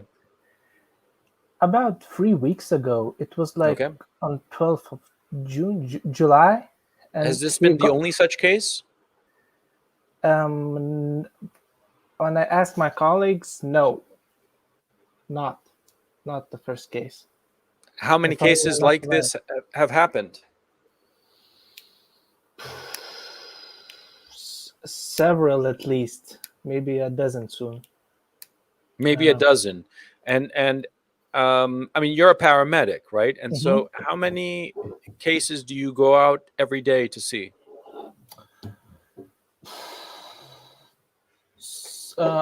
If when the times you need to do a CPR, maybe like, I don't know, five times a week, because our shifts, like, you work 1 24-hour shift when you rest for 2 days, and 1 24-hour But shift. why did this particular case attract your attention so much? Because how can I say this? There was no clear cause of illness and death. He didn't have any diabetes. He was living in rural area because there wasn't, like, he was living a normal life. No chronic sicknesses, normal weight. He didn't smoke any. He didn't smoke. Didn't have any doctor appointments. So basically, what you're saying is that he was a rural inhabitant. Therefore, he was probably getting a lot of natural exercise, walking and doing random rural stuff. Yeah. He was in tip-top shape for a man of 71. Yeah. No chronic diseases, not overweight, no smoking. I assume no alcoholism or any serious problem. Because I live in Eastern Europe, there is some alcohol, but not alcoholism. When I asked their family members, it was it was normal. life. Yeah, I mean, you would have brought it up if it were not normal. Okay, so an unaccountable death, and you couldn't figure out his oxygenation level. Yes, that was the main problem. That would mean that you, because you weren't able to, wait, you put the little oxygenation thing on his finger, right? Yes. Yeah. And it registered 0? It couldn't register. When it's what does 0, that? Why would it not be able to register? Well, maybe there was I don't know, embolism in his lungs. Maybe there's something wrong with his lungs, but when we heard it, everything was correct. Maybe his body started to decay, but there wasn't any decay, so that theory goes out the window. Seriously, I don't know why, but it is very interesting. A person got the vaccine 2 days, and he said to the family members that he was feeling some kind of way, down or sick or dizzy. And we got the call, and we drove it like, I don't know, 10-15 minutes to the place. We got the call, and in 15 minutes we were there. And it was so suddenly, like, suddenly. Yeah, it seems. See, I can't say anything. Yes, because I understand. Even in this situation that we're talking here now, if I say anything, it could be used against me. So don't say it. Shut me up. Yeah, but it's very interesting that you're bringing this up. It was out of order. That's what piqued my interest. It was not normal. Yeah. Yeah. Oh, okay. Anything else on your mind, Constantine? No. Thanks very much, by the way. Okay, I Mhm. really appreciate it. I'm not going to make any comment on it Yeah, because of the I reason I explained, but I am very, very glad that you brought this up. And if you have any further information, please pass it along. Yeah, I think we'd all be very interested in hearing any information that you might have. And one thing more, in Latvia, they said that every medical professional has to get the vaccine or get sick with a coronavirus. And because I live in another Baltic state, it is probably that the government will do the same. So I'm wondering, I should probably get sick too. I mean, I don't want to get any vaccine. I don't know. I think it's all a little bit too much, to tell you the truth. But I can't comment. Because people are getting in trouble. People are getting deplatformed. People are being censored. We are living in a fucking totalitarian existence right now. Well, okay, it's like Soviet times where you can't say anything or else you get into trouble. So yeah. Anyway, Constantine, you take it easy. You stay safe, and remember, your conscience is eternal. You can get another job. Okay. Yeah. I'm learning programming right now, so it's not busy. Okay, thank you. Bye. Learn to code. Yeah. You take it easy, Constantine. But no, serious. No job is worth your conscience, and no job is worth your peace of mind. I'm not going to say anything else. Yeah. You take it easy, Constantine. Hey, Turner, how's it going? Hey, Coach. Thanks for taking the call. I know it's winding down for you, so no problem at all. What's on your mind, man? Awesome. I had a question and a comment. So the question is, I wanted to expand on the question of not getting blackpilled. I think you've seen just in the last years, things are just basically in dire straits as it pertains to politics, dating, and you start to see all these power games that happen in society and even at work.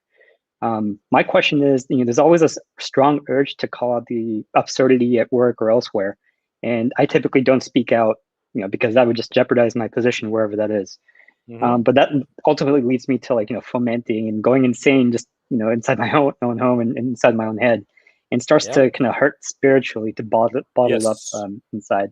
So beyond every other recommendations that you've done and just keeping my mouth shut, how do you navigate from here? Do you just smile and then find something else to do, or how do you mitigate some of that? I think that what the authorities are doing is extremely dangerous because you're not alone. A lot of people feel very, very dissatisfied with the situation, and they know that if they speak out loud, they'll lose their jobs, or their career, business might be hurt, and so they keep their mouth shut.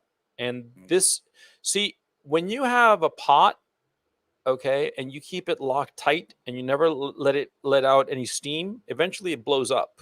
Okay, it's just physics. It's inevitability. And this that you're describing that's happening to you is happening to a lot of other people. And since they don't have a means of expression, eventually they'll blow. Now, in your particular case, you would have to find close friends that you know real well and just let off steam that way. And I think that the smart thing would be to find a group of friends that you've known a long time. Okay. I mean, not guys that you met on the internet yesterday, but guys that you've known in person. You know their mom, you know them, right? And you're going to tell them, what's going on, and let off steam with them and invite them to do the same with you. And, tell them at the beginning of this steam session, if you will, that you can't talk about the stuff at work, and the society is such that if you say some of this shit, you can get into a lot of trouble, and that you need to blow off steam, and that if he wants to blow off steam in your direction, that's perfectly fine by you. And have a steam session, have a session where you let it out, because if you don't, you'll just go nuts. Simple as that. Because people have the need to express themselves, no matter how introverted or quiet you might happen to be. We all have this need.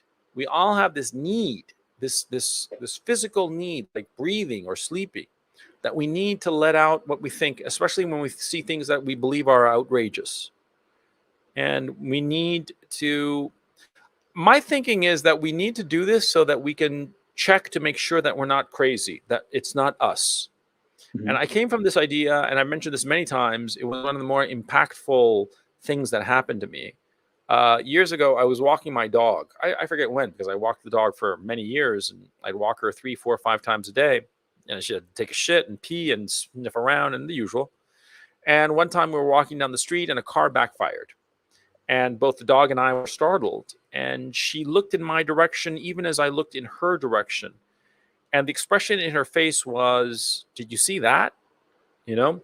And I think that it's it's an animal need to speak to other people, speak to them in person, look them in the eye and say, "Did you see that?"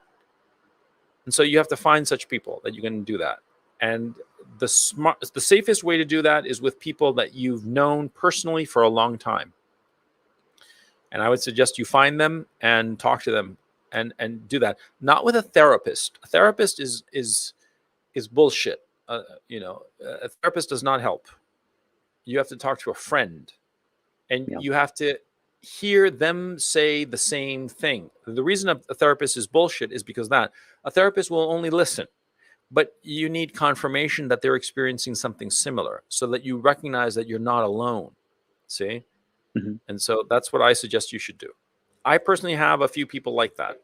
I mean, I'm very fortunate because I can talk about a lot of shit on streams, on Patreon, on my free channel, but I still have a few people that I talk to in person about, whatever is going on. Well, actually not in person. It's over Skype, but it's the same thing because I know them. Okay. And I suggest you find those people. Yeah. Anything else, Turner? No, that makes a lot of sense. And the comment that I had was, when it comes to the topic of energy management, I think music has really helped me personally. I know whenever I try to do push-ups, for instance, I get an extra 5 push-ups just because I'm really amped. So something to recommend to you and maybe everybody watching here. Yeah, I agree. Good music, cheerful music. That's why 80s pop tunes are the best because they're cheerful and bubblegum and stupid, but they put a smile on your face. That works for me. So yes, you have a recommendation? Absolutely. I'm curious. Anything. There are like these. I had these 2 CDs, the big 80s. They were like put out by VH1 years ago, and they have all these songs like "Take on Me." I forget all of them, and they're all happy, stupid, dopey 80s pop. Definitely worth listening to. Yeah, I mean, you go on YouTube and just type in 80s pop songs. And a whole bunch of playlists come up. You'll do fine. Yeah. Anyway, Turner, great talking to you. Take it easy, okay? Yep. Thank you. Hey, Josh, how's it going? Hey, Coach, how are you? Pretty good. Pretty good. What's on your mind? Hey, well, I'm 18-year-old, just regular dude in America, and I'm heading to the military soon. Yeah. And what advice can you give me, like, how much are you weighing? Because your picture looks pretty big. Oh, my picture? Yeah. Oh, yeah, that's not me. Oh, it's not you. Okay. That's some random dude I found on the internet. Oh, okay. So how much do you weigh? Or weight is not an issue for you? Weight is not an issue for me. I already weighed in. Okay. And I'm already enlisted. So my advice to you getting into the military. Okay. I mean, what branch of the military are you going into? Air Force specifically. Okay. Well, I think that what you should do is try out for the physically most demanding of the armed forces. Or if you're in the Air Force, then try to do the physically most demanding thing. Okay. And if you're a healthy 18-year-old kid, how tall are you and how much are you weighing? I am 5'10" right now, and my weight is 190. Okay, you're a little bit over, and so this is what I would suggest you do: go whole hog on the toughest physical outfit. Okay, find out what it is. It's pretty easy, and try to get into that outfit. And take the physical, in the boot camp, if there's going to be a physical component to it, try to be outstanding in it. Do everything you can and deliberately try to lose weight, because if you're 5'10", I can do this in meters a lot faster. If No, you're yeah. you're 5'10", that's roughly 175. You ought to be weighing in about 75 kilos, which is roughly about 180 pounds. You should be at 180 pounds, 175 to 180 pounds. Yeah. So if I were you, I would. When are you signing? When are you joining up? When's boot camp? I believe shipment is August 10th, so I'm like right around the corner. Okay, so if I were you, I'd go on a quickie water fast. Like go 3 days, no food. Go 1 day, no food, 1 day food, but reduced calorie intake. Okay, and go like that until you ship out. And then, every physical activity that they have you doing, any obstacle course or whatever the fuck, just do it, and do it twice if you can. Okay, I Yeah. mean, just take the opportunity. Look, you're going to be in the military. They're going to tell you what to do, where to go.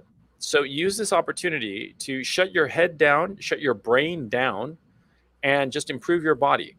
Okay, and just whenever you have to do anything, run. Just run to do the next thing. Try to get in tip-top physical condition. Okay, Yeah, because what they that's always the tell beauty me. of the military. Yeah, the beauty of the military. You're going to be in there. You don't have to do fucking shit. They'll tell you what to do. So just do it. Just whatever it is, run and do it. Okay, and get good sleep. It's very Yeah. important.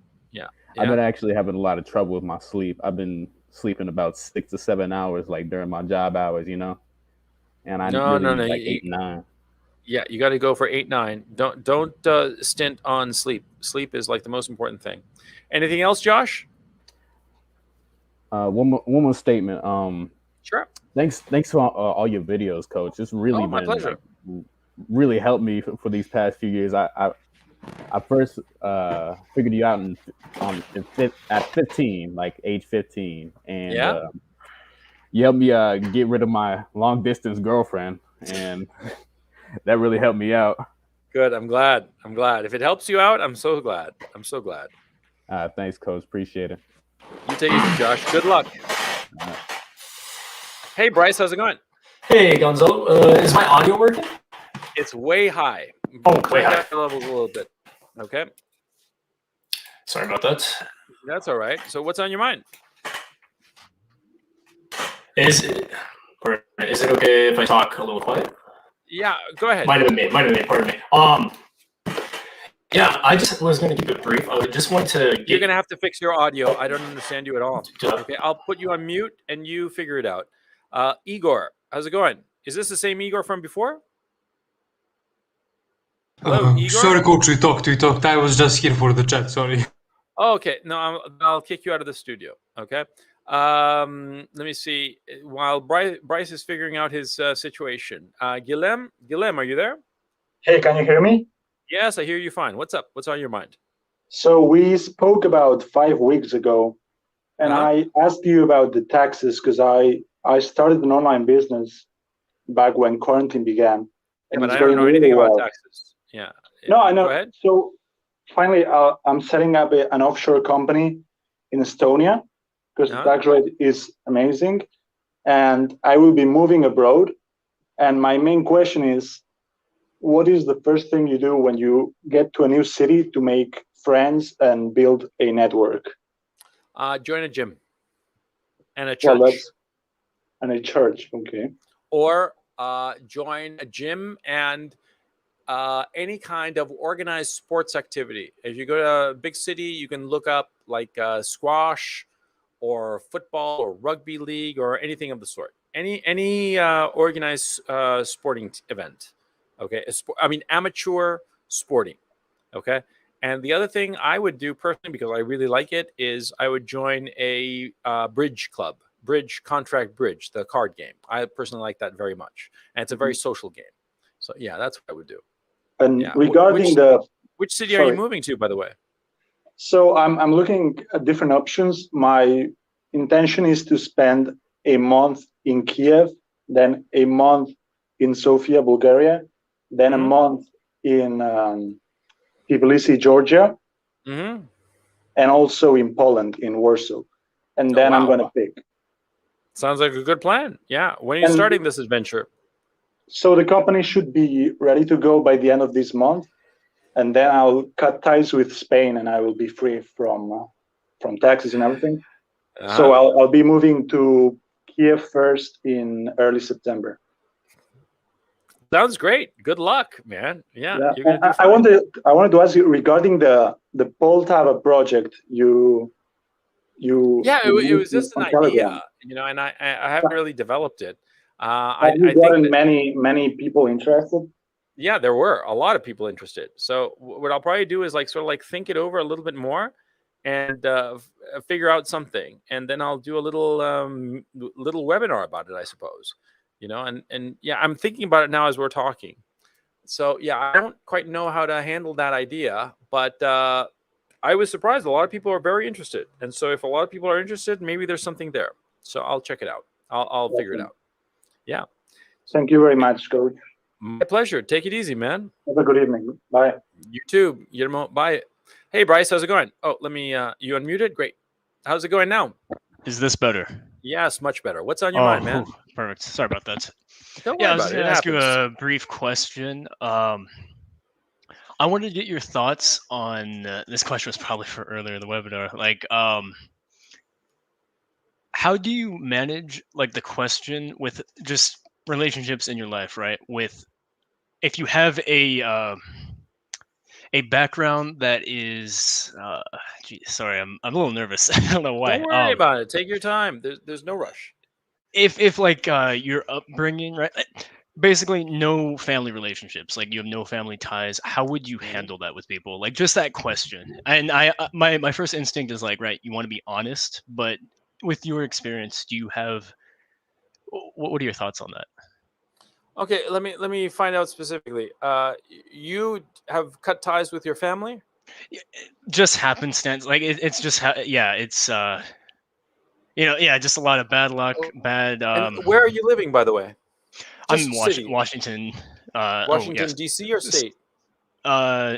State, yeah, Washington State. Yeah. Well, look, see, your family is not going to come up very often. I mean, when people are shooting the shit with somebody, they don't say, "Oh, what about your family, your parents? Tell me about Right. your parents." That's kind of Yeah. weird, right? So it'll not come up, very often. And the thing that you should do is, well, what I do is that you just say, "Oh, I had a falling out with them," because I don't speak with my parents, with either one of them for separate reasons. My parents are divorced, but for various reasons, I just don't want to have anything to do with them. Okay. And my approach has been, I had a falling out with him, but I don't really bring it up. Okay. Because it's not something that comes up in normal conversation. Now, what's going on for you is probably you feel very insecure because, see, we're hardwired to have a family unit that is providing collective security for us. And when we lose that, for whatever reason, okay, they died in a car accident or they're just horrible people or whatever, we feel very insecure, and it's very natural. And we have to identify why we feel insecure. We have to identify and realize, oh, I'm feeling very nervous because I no longer have this instinctive need for, or let me phrase it, the instinctive need for collective security is no longer being fulfilled because I don't have any contact with my parents. Because remember, especially when we're children, all of our collective security comes from our parents because we're dependent on them. And so even as we become an adult, and if we lose contact with them for whatever reason, no matter how justified, we feel very insecure and we feel very alienated and isolated. And so what we have to do is find people who can, in a sense, replace that. Find people who are perhaps older than us, who can give us a sense of safety and security. You have to be very delicate because you can't come across as needy, because nobody wants to be around somebody who's needy. Okay. The only people who accept neediness are parents. You see, a parent will accept a needy child because it's their child, but other people will not. And we have to understand that. And so you have to make adjustments. But at the same time, if you recognize what you lack, what you can do is go around trying to replace that lack or fulfill that lack with other people. In my own case, it's happened that other people that are older than me that I admire have given me that sense, because when these relationships I have with older people, like perhaps some professor of yours or something like that, not a boss. Don't confuse the people at work with friends. They're not friends, okay? But like, for instance, you might have some professor that you took, last semester or last year or 2 years ago, or back when you were in college. I don't know how old you are, but it could be that you're in touch with that professor, and you can talk to that professor about problems that you're having, and by talking to them, by talking to an older person, just that simple fact, it will give you that sense of, oh, I have somebody who's watching my back, if only in the sense of like giving me good advice and perhaps confirming what I think, because more than anything we need confirmation as to what we think. Okay. Right. And that's what I would suggest. Yeah. Awesome. Yeah, I'm just thinking about how to comment to that, like, because it's basically, it's kind of been like a gift in disguise with like the internet and being able to, I basically had to learn, finding you, right? Like learn, acquire information from other people's experiences, and I've gotten the chance to do that through online. But I mean, you got a bunch of grifters out here, and just the whole space of the internet is it's a wild west. Yeah. Okay. It's a wild west, and you come across all kinds of people. Okay. And that's actually part of the excitement and charm of the internet. You have to keep your guard up. You have to recognize too that everybody that you meet online, well, none of them are your friends. They're just people that you know. Okay. You know them online, but they're not your friends. Friends are people that you meet in person, that you have an interaction, IRL interaction. Somebody like you and I, we're just a couple of people on a computer screen. Okay. So never think that the people you meet online are friends, because a lot of people fall into that trap and they get grossly disappointed. When you meet somebody in person, if you can meet them or initially become friends with somebody online and then eventually meet them in person, sure. Okay, that's definitely. But you only become a friend when you meet somebody in person. Anybody that you meet online, you treat them as an acquaintance, no matter how many times you interact with them, because you don't really know them until you've been in the same room with them, talking to them and having a drink and whatnot. Okay? Right.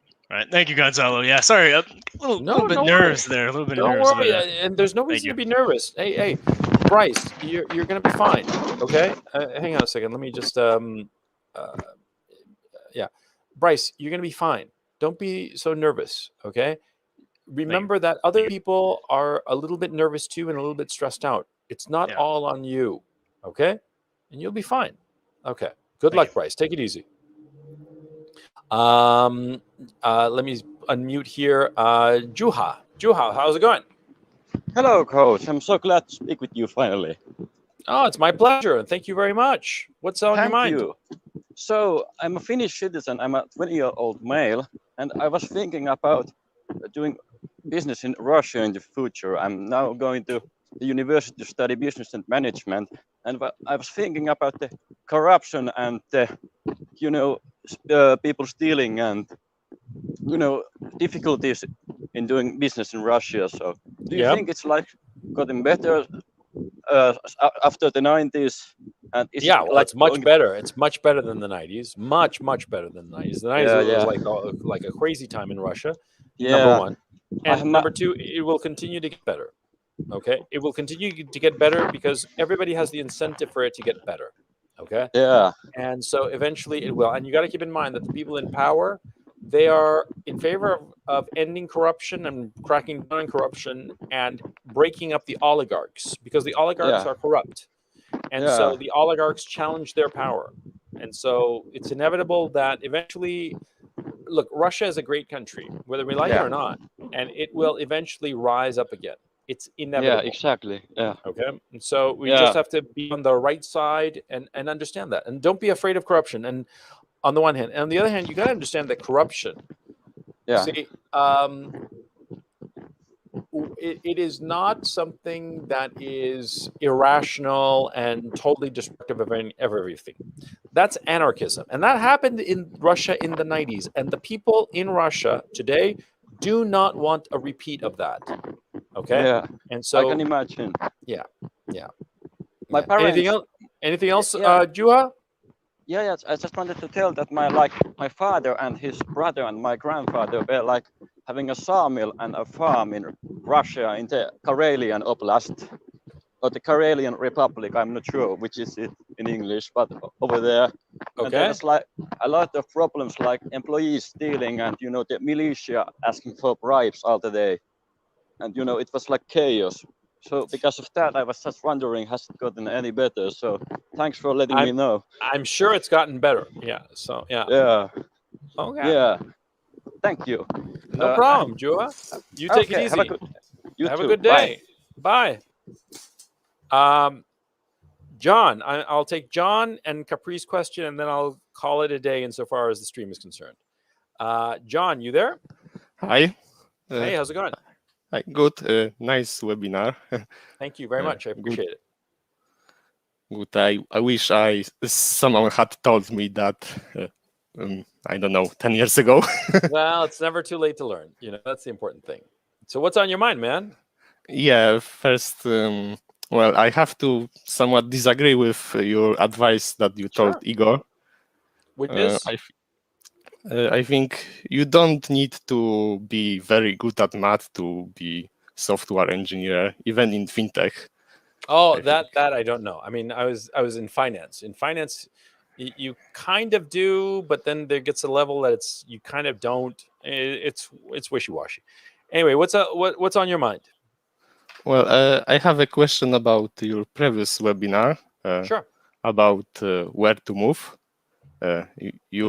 You said that you can move to Hungary, but not Poland. And I am curious why this distinction, because in media, where there is basically, you can say, the same narrative that these two countries are evil, fascist or something. By the way, where are you from, John? Poland. Okay. Well, this is my thinking about Poland. Poland is going to be broken by the European Union. Okay. They are going to be broken financially by the European Union unless they play ball with all the things that the European Union wants socially and politically. And there is a substantial faction in Poland. I don't know the ins and outs of Polish internal politics, but there is a globalist pro-European Union faction. Yeah, that's correct. Yeah, that they are succeeding. And everybody I hear say that the women in Poland are becoming far more pro-European, pro-LGBTQ, purple hair bullshit, with tattoos and nose rings and all that kind of crap. And so it seems to me that Poland is just going to go more along the decadence of the West, whereas Hungary, I think it's because of its very peculiar language and the fact that they seem to be, they feel very much like a minority that could be wiped out, that their cultural, their Hungarianness is precarious. They don't feel that self-confident as the Poles do, because Polish people feel confident in being Polish, but Hungarians don't have the self-confidence that they'll be around longer, because they used to be the Austro-Hungarian Empire and then they got wiped out, and now they're just this shitty little country. It's a beautiful, shitty little country, but it's a small country. I've been to Hungary. I've been to Poland, and Hungary is beautiful, but small. It feels insecure. The people are insecure about their continued existence, and that's why they're going to be a lot more fierce in defending their values. That's why I would, between Poland and Hungary, I would go to Hungary, even though Polish is a lot easier for me to understand. And I know a lot of Polish people, and but long term, I think Hungary is the way to go. And the fact that Viktor Orban is not going to put up with the shit of the EU and is not doing so and is not accepting immigrants, that's the game as far as I'm concerned. Ultimately, the country that accepts immigrants is the country that will go down the tubes. That's my thinking. And I think that the Europeans in the short term they realize that both Hungary and Poland are rebelling, but they figure, and I think correctly, that Poland will be easier to break than Hungary. And so they figure we break Poland first, and then we turn our attention to Hungary. But my thinking is they might well succeed in breaking Poland to the will of the EU. They might do another color revolution in Poland to get rid of any right-wingers there, as they've been doing. But by the time they turn their attention to Hungary, I think whatever crisis is coming, and we all sense it, it will have arrived. And the European Union will be fighting for its own survival, as opposed to worrying about breaking Hungary. That's the vibe I'm getting. And this is an irrational speculation, but it's just a sense that I get. I could be completely wrong, but that's why I think that time is on Hungary's side. Whereas Poland, the EU wants to squash the Polish rebellion, the Polish intransigence to EU values. And EU values are monopolistic oligarchs, social decadence, sexual decadence, and all this unlimited migration and all this bullshit, which I think is going to be a disaster, which is a disaster. But I think that would be a disaster for Poland, and Poland's resistance so far makes it even more incumbent on the Europeans to overwhelm the Poles. Yeah. Do you disagree or agree? I don't know. It's a hard question, but yeah. Well, if it's a hard question, then it means that not everything I'm saying is wrong. Yeah, basically, I did. Well, how to put it? I don't think current government is that right wing as media portrayed it. So. Oh, I don't think so either. But they're portraying it as that, and therefore it is that, insofar as the European Union is concerned. You know, so yeah, that's what I think is happening, man. What can I say? Anything else on your mind, John? Well, maybe I have a small question because sure, you said that I don't know, boring women are bad, and didn't said you said because of what? What? No, in previous webinar you said that something like this, that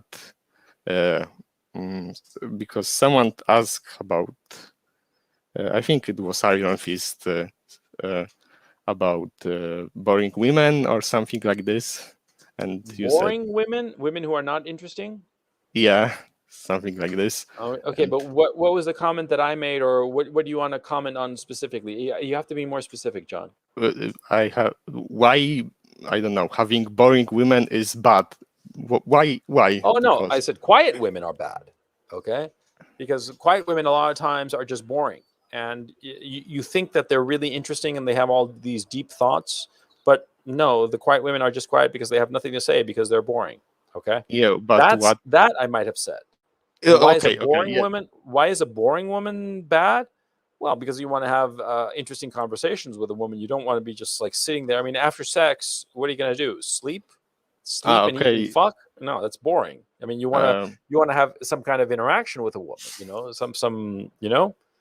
Yeah. That's, okay. That's why I thought you mean boring, like I don't know, not party. That woman. That no. I'm not talking about partying girls. No, I am not in favor of a party girl. Okay. But I'm talking about a girl that you can talk to, that you can do stuff with. Yeah, that's the sense I'm in boring girl. Oh, okay. Thanks for clarification. No problem. Take it easy, John. All the best. Thanks. And Capri, how's it going? Hi, good afternoon. Hello, can you speak up a little bit, please? Good afternoon. You gonna hear me? Yeah, hi, how's it going? Right, yeah, I good about you. I'm sorry? I am good about you. Oh, I'm doing fine, thank you. What's on your mind, Capri? Recently I've been like getting into the RP content and such, and is like I've kind of always been like this, but it's been like I've been wavering in between. But I just want to know how to. I don't understand. What have you been? Your audio is Hello? bad, and there's a barking You dog. can understand me better? Yeah, go ahead. Hello? Yeah, go ahead, speak. Hello. Hello. Hello. Hello. Capri, if you sort Hello. out your okay, Capri, I don't understand what you want, what you're saying, and you Hello. obviously don't hear me. Yeah, okay. This is not working out. Capri, hello? Hello. Okay. I'm going to be removing Capri because that's the end of the stream, because we've gone 3 hours and 20 minutes. And Capri, sorry, but you obviously didn't hear me, and I didn't understand anything you were saying. So it'll have to be for a next opportunity. Anyway, I hope you had a good time with this webinar. Gone 3 hours and 20 minutes. So yeah, it's time to wind it down. So like I said, it's time and energy. That's what you have when you're young that you should not dissipate and that you should manage properly. Okay? Okay. Thanks very much for tuning in. And I have to say, I'm kind of fried at this point. So I'm definitely going to go and get myself a nice meal and some sleep. And you too. Remember to sleep. Take it easy, and I'll talk to you soon.